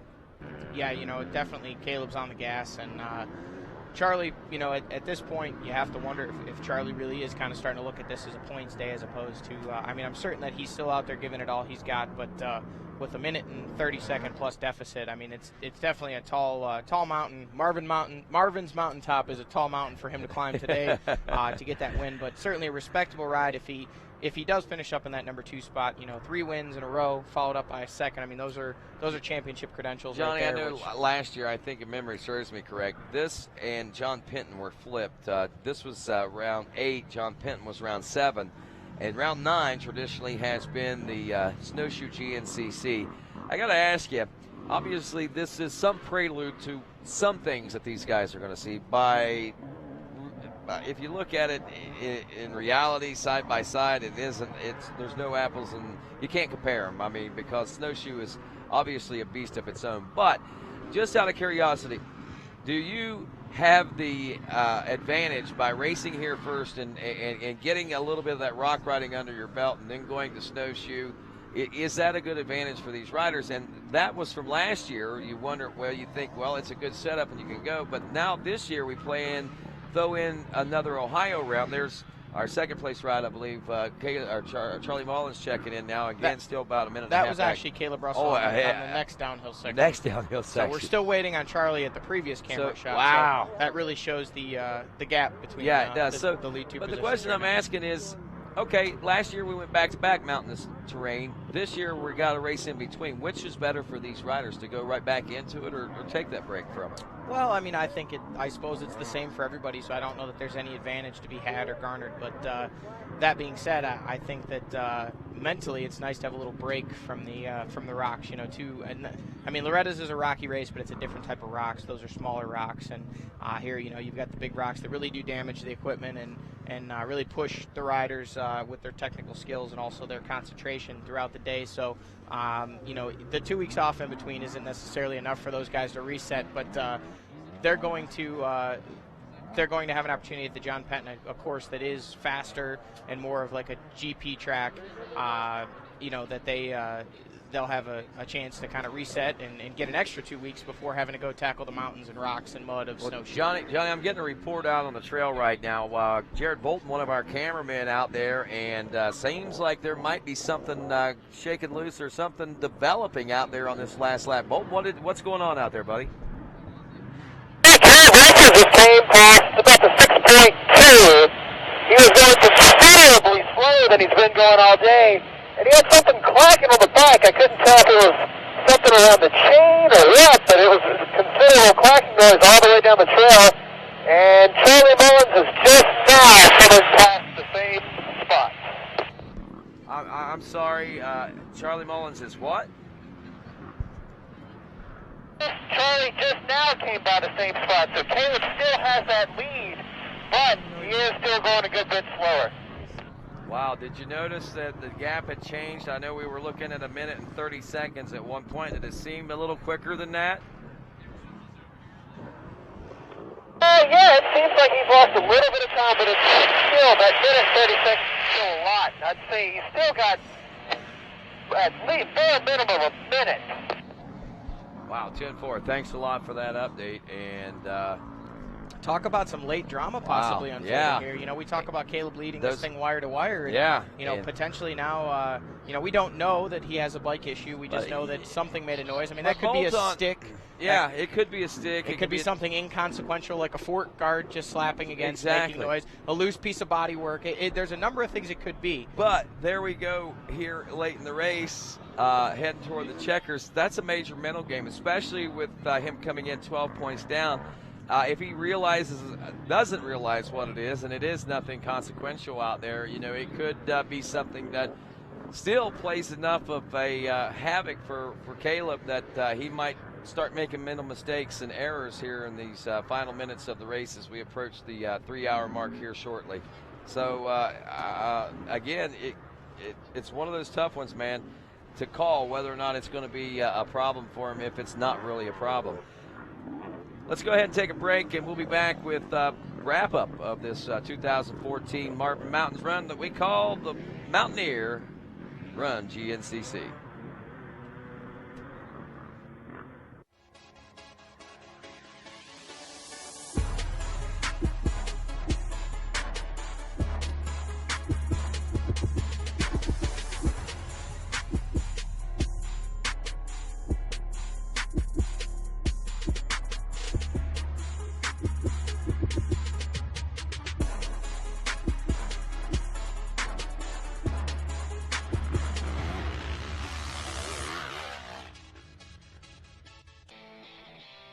The top racers choose the Sunstar Work Z.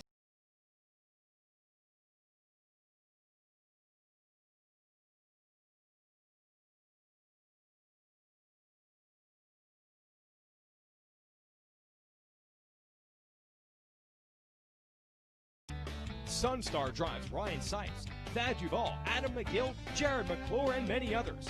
Watch for them on the podium all year long. Motocross for me has never been about the fame or the money. I mean, it's always been about having fun on my dirt bike. First time I ever got on a dirt bike, it was like the gnarliest adrenaline rush that I'd ever experienced, and I wanted to keep doing it. There's so many different emotions and feelings that go into riding that I can't even explain to someone that's never been on a dirt bike. I mean, it's something that you really have to experience to understand. Evans waterless coolant solves your overheating problems. The high boiling point of 375 degrees and low vapor pressure means the coolant stays in the engine and cooling your machine. Randy Hawkins of the Ampro Yamaha team has been using it for 5 years. In fact, you'll find Evans in the radiators of most top GNCC machines. Go to evanscooling.com for more.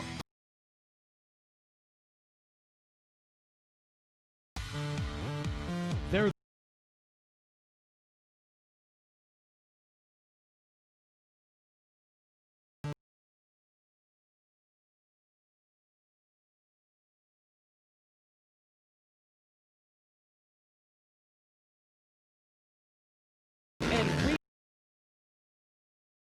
Here's everything you need to know about the fastest riders in the woods.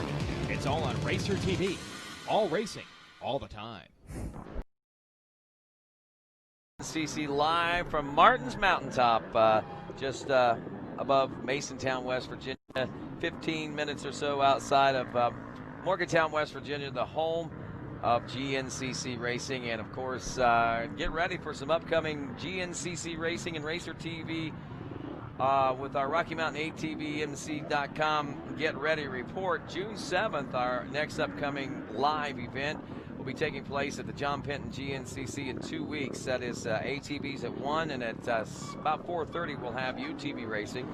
On that Sunday, June 8th, GNCC Live will continue with the John Penton bike coverage, and then the GNCC on TV with NBC Sports Network. Steel Creek will air on that evening at 5 o'clock, and the following week on June 15th, GNCC back on TV with the Big Buck. So be sure and check your local listings with NBC Sports Network, and also log on to RacerTV.com for more details and information about what's going on there. And don't forget, it's all racing all the time. It's all on demand for you. Rodney, let's talk about what's going on here right now in front of us. Caleb Russell coming in for potentially his 4th win of 2014, has a commanding lead. We just had one of our course workers, RacerTV crew members, who said, he heard a noise coming from Caleb's bike at the 6.2 mile marker. So nothing known for sure, but potentially a, maybe just an inconsequential noise of something, or maybe something that could potentially play into the deficit of time that Charlie Mullins is trying to overcome of over 1.5 minutes. So we'll have to see. We'll see him next year in this camera shot we're looking at now. We've got our handy-dandy iPhones ready to do some timing. We've also got the timing across the bottom of the screen, so those of you at home can do your counting yourself. We'll mark when Caleb Russell comes through and see what we have when Charlie Mullins comes through in the number 2 spot to see exactly what that time difference is. Also, another thing, before we went to commercial, I was watching that shot there that we had. Our podium battle is, our 3rd place podium battle is really shaping up here. We've got Jordan Ashburn in 3rd. About 15 seconds back was Andrew DeLong, and then hot on DeLong's heels was Josh Strang. So we've got a really intense battle heating up between those guys over that final podium spot. So what if we see so many two-way battles coming into the finish? Let's just throw this up there as a long shot potential. What if we see a 3-rider battle coming in over that 3rd spot between Ashburn, DeLong, and Strang? All those guys desperately wanting this podium today, and here we see the guy who's looking to stand in the center of that podium. Looks to me like he's clipping along at just a fine rate of speed.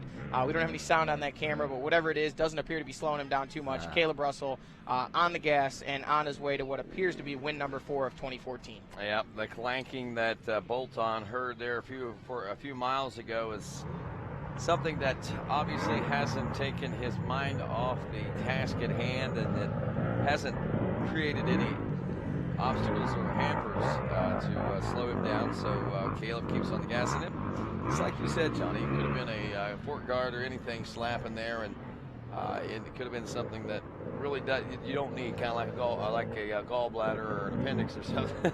Yeah, one of those completely unnecessary organs that the body has. They're in there for a reason, just like the parts on the motorcycle for a reason, but you can't make it without it. Some less essential to the Exactly. workings of the skeletal system, and in the case of a motorcycle, some less essential to carrying you to the finish line for a win. But as we await Charlie Mullins, we'll have to see if we can get a line on our 2nd place rider. But we've also got another shot coming up at the 11 mile marker, which will be just before the finish, as Caleb's on his way to the potential win, as we've talked about so many times here so far.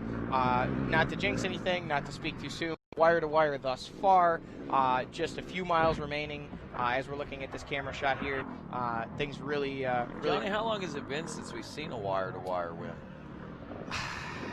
In terms of wire to wire, I almost want to say that I don't think we've seen any yet this year. No. Because we saw Charlie Mullins won Florida, but there was a battle with Caleb early before Caleb had some bike issues. I believe Caleb did momentarily at least take the lead there. As far as a whole shot to Checkers win, I couldn't even speculate. I'm not sure exactly.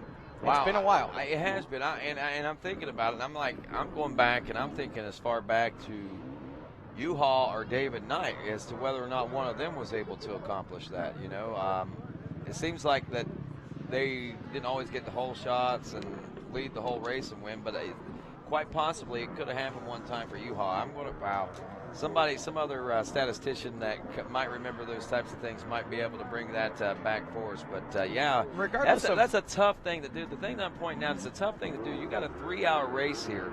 A lot of different variables. You've got mud holes, hill climbs. You've got the variables of pit stops and things like that. And any little mistake in the early part of the race might cost you a position or something like that you might be able to regain quickly, you know, into the next lap or something like that. But it is tough. And to say that you took the whole shot and never was passed that day is something that is rather monumental, I believe.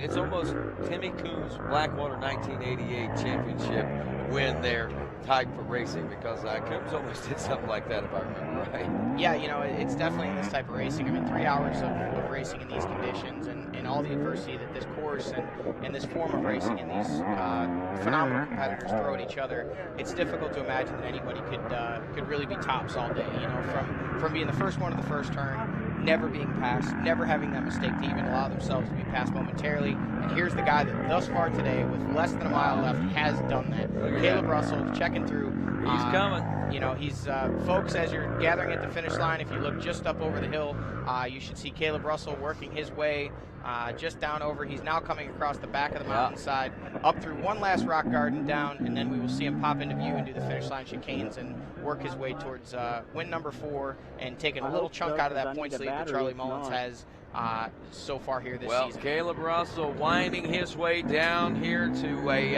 what he considers a hometown win, having lived here in the Morgantown area, going to school there for a year, gaining a lot of friends, and obviously with a lot of family in this area. Caleb Russell on his way to, I believe this will be his second win here in the mountains of West Virginia, or at least on Marvin's Mountain. And he slowly, not slowly, but surely slices his way through meticulously toward the checker flag right now, with one thing in mind, and that, of course, is to take this win, to chip those valuable championship points away that Charlie Mullins holds right now. And here he is, the final turns, as he makes the big rev and the number 1 in the air, just as simple and easy as it can be, rolls across the finish line, and Caleb Russell is your Rocky Mountain ATVMC.com Mountaineer Run GNCC champion. He is also now pulled to within 7 points of the championship points leader in Charlie Mullins, and at the halfway point of this one, Johnny Gallagher, it is certainly starting to get rather interesting. Absolutely, you know, and a great battle between these guys today. Obviously, Charlie with that one small miscue, and we're actually looking at the 11-mile marker, wherein here comes Charlie Mullins, where ultimately the day kind of changed for Charlie, but he gets through there that one last time without incident, and now he works his way towards the finish line. Just one last rock section and one last downhill for him, and he'll be coming in with a hard-fought second place today. You know, a lesser rider with lesser preparation possibly could have been derailed by that crash, but Charlie picked himself up, dropped the hammer, you know, mirrored Caleb's lap times pretty much for the rest of the race, and proved that he is a force to be reckoned with here in 2014 and here today at the Mountaineer. So a hard-fought second-place finish for him, and don't know if we'll be able to stay on this camera shot long enough to see the battle for third that could possibly be ensuing between Jordan Ashburn, Andrew DeLong, and now Josh Strang has entered himself into that battle as well. So not sure exactly what's going to transpire there, but we're excited to see Caleb Russell actually checking out something on the motorcycle, possibly what Jared Bolton had pointed out just a half a lap or so ago, some noise it was making. But whatever that noise is, they'll get it figured out back at the race shop at home. And Caleb's just counting his blessings and knowing that he did the work he needed to do and grabbed the big win here today as Charlie Mullins works his way through the finish line. Well, right now we still wait. As he said, Charlie Mullins makes his way in. Just to give you an idea, 2 hours, 50 minutes, almost flat, just under 2 hours and 50 minutes and 1 second there for Caleb Russell taking the win. As Charlie Mullins checks in, he's now a minute and 47.9, so call it a minute and 48 seconds, one of the largest margins of victories we've seen Rodney, take a look on our camera shot here. We got Charlie Mullins probably with his first opportunity to check out his injuries. As he crossed the finish line, he looked down, looked at his arm, saw the blood. As soon as he came to a stop, he pulled that sleeve up to get a closer look at exactly what's going on there, and that really shows the warriors that these guys are. Picked himself up, finished out this day with a solid second-place performance. Really didn't lose much more time to Caleb after that crash. We're getting them dressed up for the podium. I want to point out the all-coach. Oh, look at this battle. Oh! Here comes our podium position battle, and Josh Strang makes the pass on Jordan Ashburn. And there it is, folks. Josh Strang takes the third-place spot with just one turn remaining. You called that one. What a heartbreaker for young Jordy, man. I mean, he was right there the entire time in that third-place position, but Josh Strang, man on a mission, man. And I think we're just now starting to see tip of the iceberg of that former GNCC champ, Josh Strang there, the Australian, as he's got plenty more to go where that comes from. So Josh Strang takes the number 3 position on his Infab Ampro Yamaha's Rocky Mountain ATVMC.com back machine, lays the bike down and says, boys, that was a day at the office. And actually, he didn't say it like that. He says, that was a day at the office. Andrew DeLong checking in the 5 spot. Another solid ride for him today. Was up in that battle just a little bit ago when we saw him, so maybe something transpired there. But, man, those guys really ran it in hard there at the finish. That's what GNCC racing's all about. That's 3 hours of racing, 2 hours and 53 minutes, and probably when they came across the line, 20 seconds or so. 2 hours and 53 plus minutes, and they battled right down to the final inches. Well, Josh Strang evidently not where he wanted to be all day, but he ended up in a place that was much better than where he started. And the great thing about it for him is that everything is headed in the right direction. It's all moving forward and moving up for that former GNCC champion. So the cool thing about it is it's a former or at least current champion podium. Josh Strang, Charlie Mullins, and Caleb Russell go 1, 2, and 3 in the opposite order. It was Caleb, Charlie, and Josh, but regardless, they go 1, 2, and 3, and the action from right here at the Rocky Mountain ATV NC Mountaineer Run. GNCC will continue with podium presentations. We'll get the full story on this and the XC2 battles, as well as we're talking with our top amateur when we return on GNCC Live.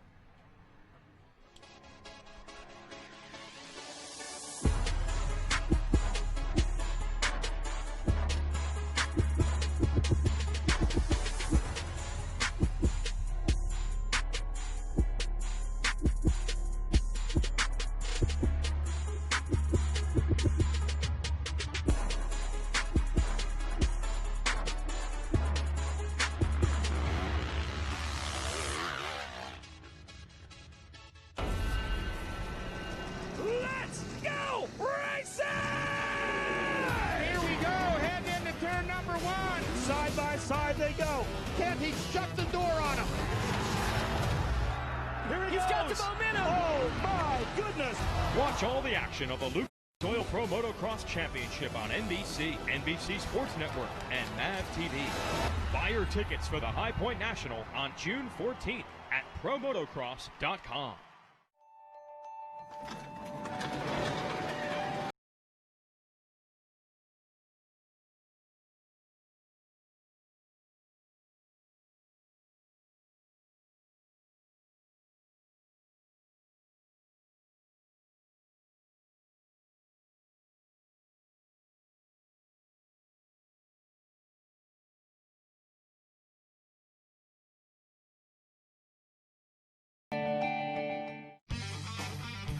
Evans waterless coolant solves your overheating problems. The high boiling point of 375 degrees and low vapor pressure means the coolant stays in the engine and cooling your machine. Randy Hawkins and the Ampro Yamaha team has been using it for 5 years. In fact, you'll find Evans in the radiators of most top GNCC machines. Go to evanscooling.com page for the latest.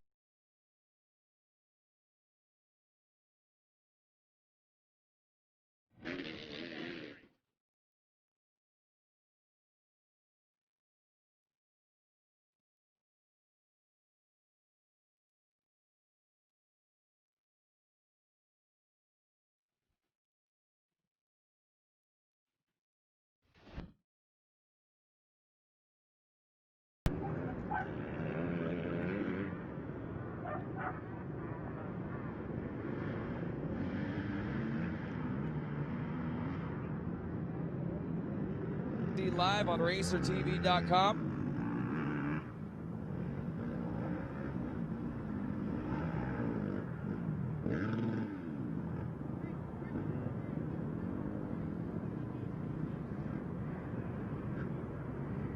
So we are back live here on GNCC Live at RacerTV.com from Marvin's Mountaintop for the celebration of podiums here at the Maxxis Victory Lane.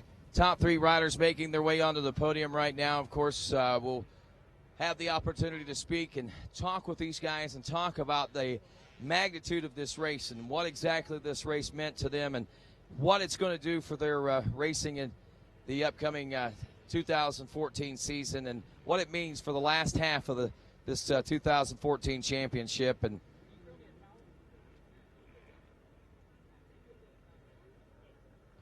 And right now, Josh String getting his medallion as we work our way over here onto the podium right now. And we go to the cheers of the crowd and we say, ladies and gentlemen, put your hands together for our 3rd place position finisher, Josh String!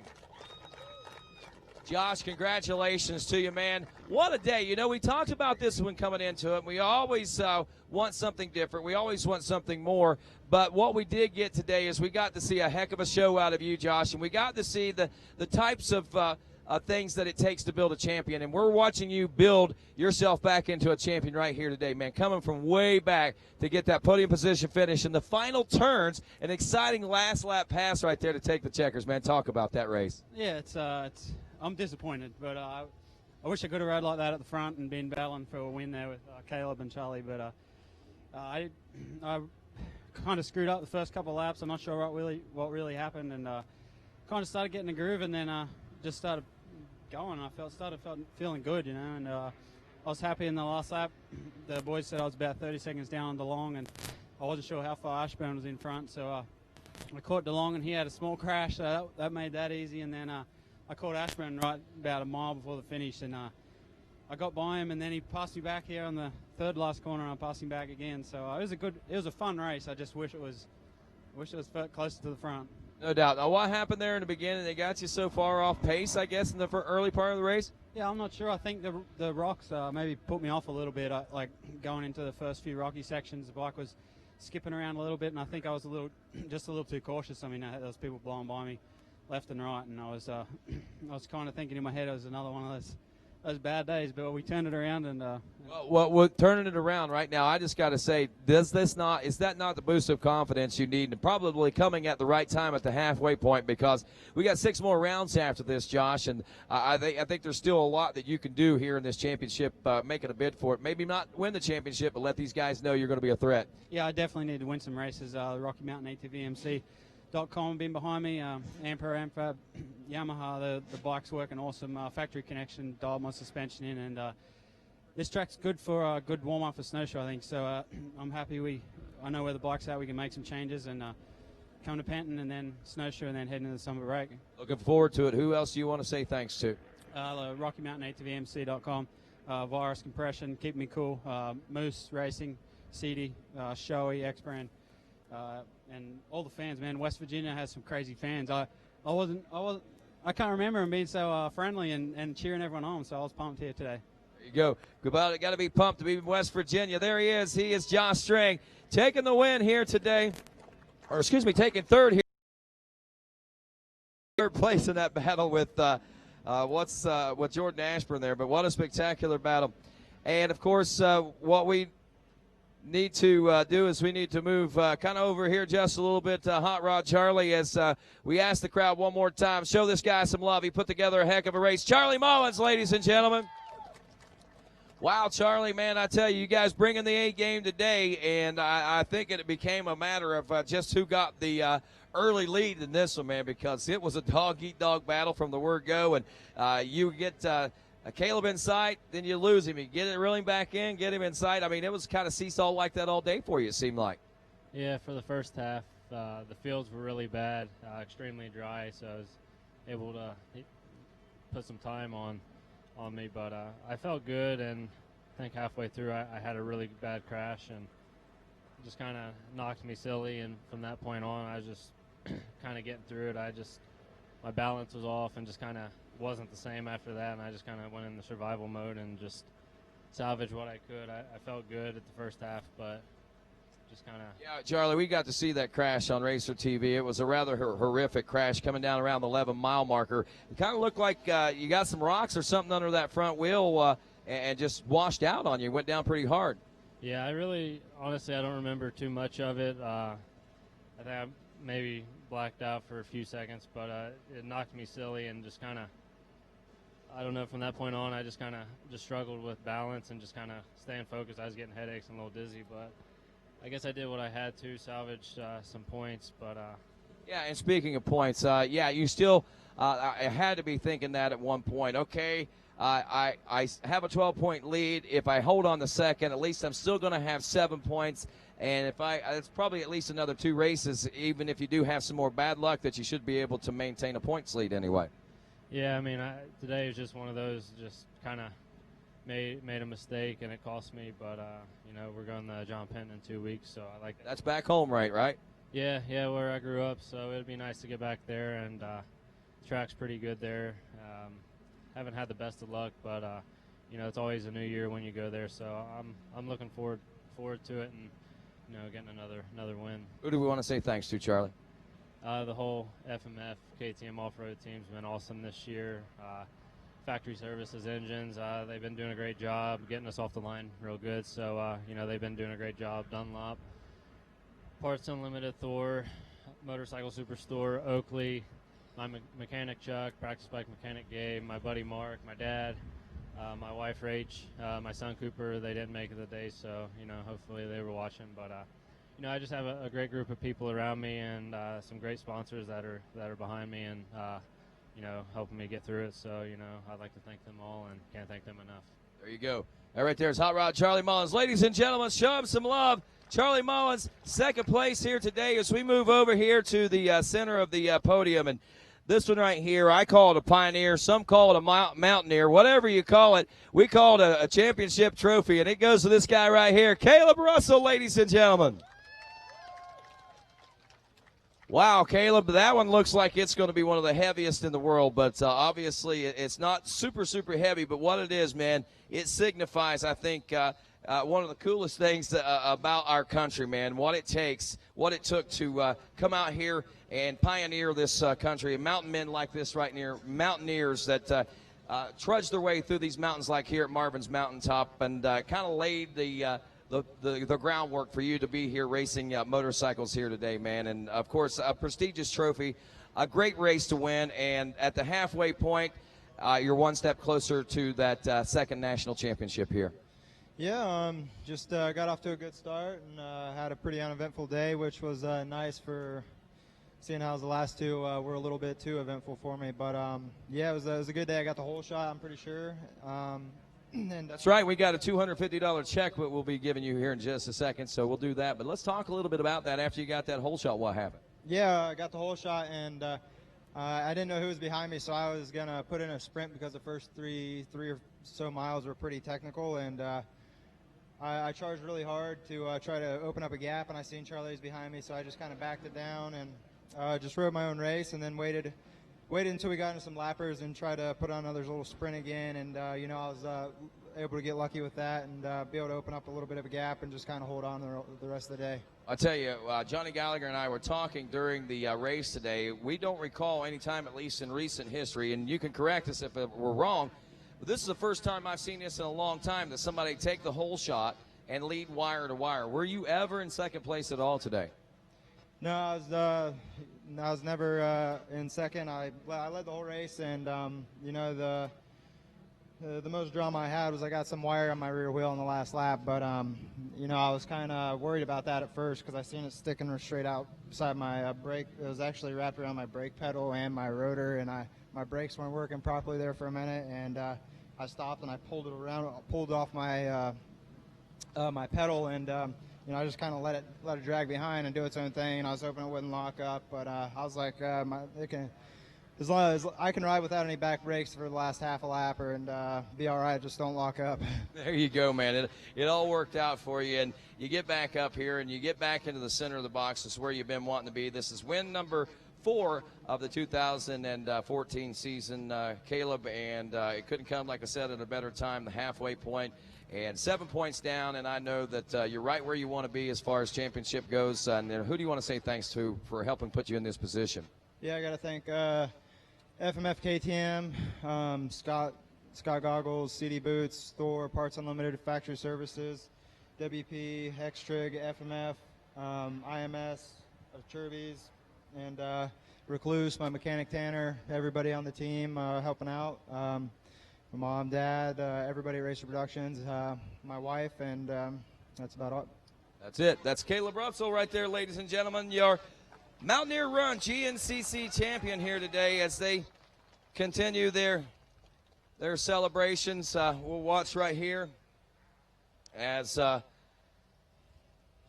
we'll give the photographers an opportunity to take some photos of these champions today and the spoils of all their hard work and their hardware, of course, that they show. Ladies and gentlemen, your top 3 Mountaineer Run GNCC today: Josh Strang, Charlie Mullins, and Caleb Russell.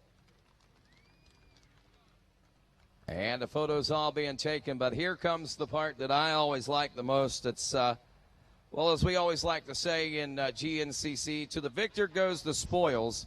And as we have all figured out here in the great GNCC Racing Nation, the spoils in GNCC are the sweet, sweet spray of champagne.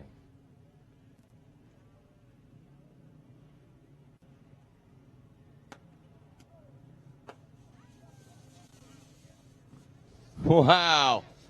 Wow, I got fastest lap times and our KR4 fastest lap and an extra, I believe, $100 and $250. Going to go to this guy right here. On lap 3, Caleb Russell turned a lap time of 27 minutes and 45 3/4 seconds. Wow, 27:45 lap time.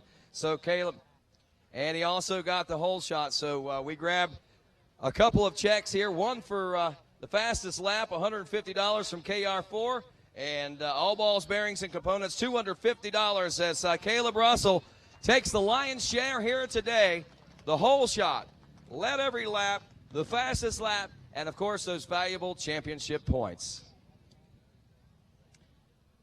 And of course I know we got some other great folks to congratulate here shortly. I know we got a top amateur that was really on fire today as far as the racing is concerned, and we'll have a chance hopefully to talk to this rider here in just a moment.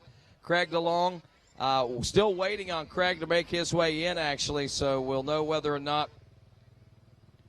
And actually I believe Craig just made his way in for 27th overall, and the best that we can tell, looks like Craig DeLong will once again be your overall top amateur on the day, and I'm sure he is feeling pretty good about that. A good season so far for the younger brother there of Andrew DeLong in the XC1 Pro class, the rookie rider in that class.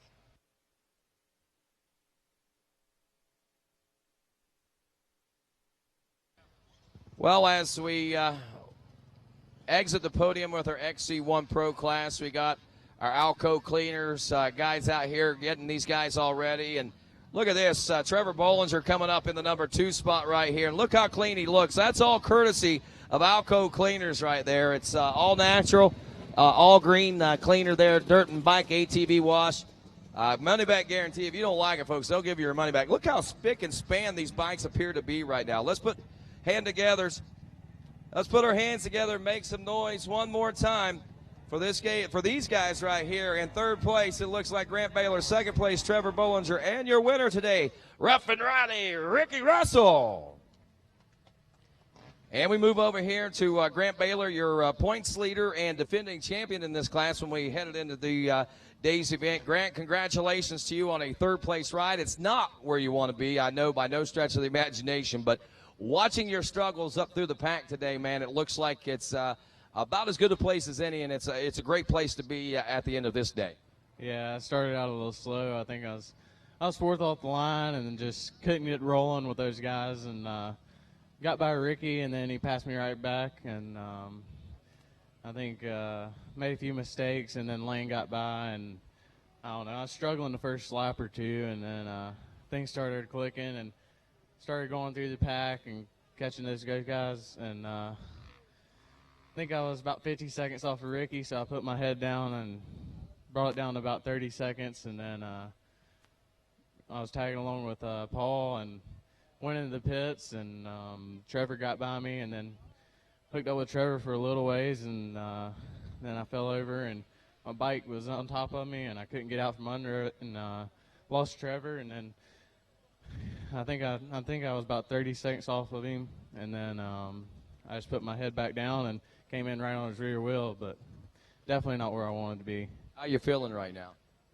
I didn't have any water for 2 hours of the race. My camelback flipped upside down, and I was going to say, you seem like there's something not right about you right now. yeah, I'm definitely a little thirsty, right? Yeah. Get this boy something to drink, man. Who do you want to say thanks to? The FMF KTM team, my mechanic, Alan Gravitt, my mom and dad, Leah at Neck Braces, 100% goggles, Power Sports Graphics, Ride PZ suspension, and Shoei helmets. And that's about it. CD boots. There you go, ladies and gentlemen. Grant Baylor taking third place here today. Over here to the second place position where with a guy that he was talking about got by out there in the pro pits whenever he stopped for a pit stop. We're talking Trevor Bollinger, ladies and gentlemen, for your second place. Let's make some noise for him. Now, Trevor, wow, buddy, back up here on the podium once again. This is becoming a rather familiar place, it seems like, to find you. And, wow, what a day today. I mean, Ricky got out to a monumental lead right off the bat. It was a battle, basically, I guess, just against yourself to maintain second place pace. Yeah, you know, I got a pretty bad start and passed Grant, and I knew I had to be up there on the first lap, and I think I came through like fourth, and just couldn't get going them first couple laps, and I think Ricky had like 2 minutes or something on me, and you know, about halfway through, I finally got my groove, and you know, I closed it down a little, but just couldn't make it happen, but I'm glad we're up here. That battle, as you came down to the closing moments of this race, feeling that pressure, what was that like for you? Well, I actually never really caught him, but I was getting the pit board that I was gaining, and he was about 20, 30 seconds ahead of me. So. Well, I'm talking about, didn't you feel the pressure coming in from Grant, any? He didn't catch me about 2 miles from the end, so I knew if I just didn't make any mistakes that I could hold him off. So you had that one covered. That's cool. So you was making up ground. You were keeping the guy behind you at bay. So a good day for you. Who do you want to say thanks to? Oh, just my dad and William, and you know, Motivations, Fly, FMF, HPD Graphics, ODI bars, Seat Time, X-Brand goggles, Fly. I think that's it. That's it. That's the number 18, Trevor Bollinger, ladies and gentlemen, taking second place here in the XC2 Pro Lights classes. We move over now to the center of the box. Put your hands together for our rough and rowdy one, Ricky Russell, taking a big win here today. Ricky, congratulations to you, man. These are the days that dreams are made of, man. This is why you move from the great state of Washington here to the East Coast to try and do things just like what you did here today. Talk about that. Yeah, got a good start, third or so, and then like Grant said, he got around me. Just tried to ride smooth and got back by him, and then a few more 2 strokes up in front of me, got by him first lap, and just put my head down and tried to shake. Got a little tight, but once I loosened up, got going and was getting into some of the XC1 guys and found my flow today. It was good. I was going to say, man, you were flowing quite nicely out there, and obviously it's something you felt right off the bat, or did it take a lap or two to feel it starting to flow for you? It was a little ways into it. Right off the bat, I was a little tight, like I said. The course was pretty rough. There's lots of rocks out there. But now, that's a good question. What do you think about this course? I know you raced here last year, but still, I'm sure that you got oh, my gosh. Yeah, no, last year I only got a couple laps and had a bike malfunction. And so I knew what it was like, though, and the rocks are gnarly. You just got to keep your flow and not stop, stay up. Well, you did a great job keeping flow on the day, Ricky. Who do you want to say thanks to? I got to thank my whole team, Reigns Racing, Atlas Yamaha, Off-Road Viking, GYTR, Yamalube, Flex Handlebars, Recluse, Titan, Ampro, Brandy, Hawkins, FMF, CB4 hoses, IMS, Factory Connection suspension, Kenda tires, FTD, flat tire defenders, Enduro Engineering, Unibiker, radiator guards and skid plates, and just everyone out there helping me. Sonny and Eddie and just everyone giving me pit boards. Corey Bones, he was telling me how far my lead was, and it helped out a lot. So everyone out there cheering us on, thank you. And also Steve Gasper and Derek Gasper, they give me a place to stay every weekend, and it's a huge help not sleeping in the van. So. I'm sure that it is. Ladies and gentlemen, your XC2 Pro Lights class champion here at the Mountaineer Run GNCC, Ricky Russell, as he takes that win there. We'll pull these guys up to the front of the box. Guys, hold those awards up high there, and let's show them one more time how much we love them. Grant Baylor, Trevor Bollinger, and, of course, Ricky Russell.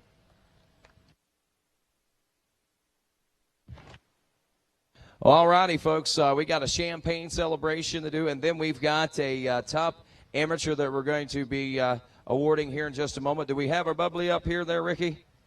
Or did you drink it already, man? Ricky done drank every bit of it, I believe. So, we'll be back with the champagne celebration here for us and the crowd here in just a few moments while we look for that. Let's head on down to the podium side where Johnny GNCC stands by with today's top amateur. We're here with Craig DeLong, 5th amateur overall this season in 2014, 4th in a row. Great ride today, Craig. We got a cup here for you for your achievements today. Looked like you had a good battle out there today with Austin Lee, and there was actually some Open A riders, Hunter Williams, that was close to your uncorrected time there for a while, but you're able to pull this one out. And when I asked you what you thought of the track, you said you wish they could put some more rocks out there. Was that a facetious comment, or were we being serious there? I was kind of joking around, actually. I grew up from PA, so you get a lot of rocks from PA, so the more rocks the better, I guess. When people start to struggle, that's when I think I start to shine. So, we saw that throughout the day. It was a close battle early on. You and Austin Lee were pretty much wheel to wheel there for a while, and then as the race progressed, you were able to pull out quite a lead. Looks like you beat him by just a little over 2 minutes and secured that amateur overall position and the win in the 258 class. So awesome ride. We've got a check here for $125 for your efforts. This is your 5th one of these this year, so starting to stack those up. Hopefully you're keeping them in your bedroom, maybe taking them to the giant bank to cash those. But awesome ride for you today, Craig. Anybody you want to thank, and anything else you want to say today? Yeah, definitely. I want to thank my mom, my dad, my brother, Angelina, Husqvarna USA, Andy Jefferson, Moose Racing, Hall Cycle, Max's Tires, Stop Performance, Bellray Oil, FMF Pipes, PG Graphics, Motorcycle Superstore, Enduro Engineering, All Balls, friends and family, and just everybody. Thank you. Thank you for putting in such a great ride for the fans here today, and we'll throw it back up to Rodney. All right, thanks a lot, Johnny Gallagher. And that's pretty much going to wrap things up. Sunglasses and all, Jeremy Saylor. As we have the sun raining down on top of us here on the podium today. It's been a beautiful weekend and a beautiful homecoming as far as the GNCC Racing Nation is concerned. A great midway point and stop as far as the championship season, part of the season is concerned. And also a great celebration of Memorial Day weekend as we roll through the unofficial kickoff to summer 2013. Congratulations to Christopher Douglas, who took the digitaloffroad.com $100 whole shot award, as he'll pick up an extra $100 from our friends at digitaloffroad.com. And, of course, congratulations to all of our great riders and participants in today's racing adventure. That's pretty much going to wrap things up for us here on GNCC Live and RacerTV.com. On behalf of Johnny Gallagher and, of course, all the folks here at RacerTV.com and the GNCC and the GNCC Racing Nation, I'm Rodney Tomlin saying good day, everybody.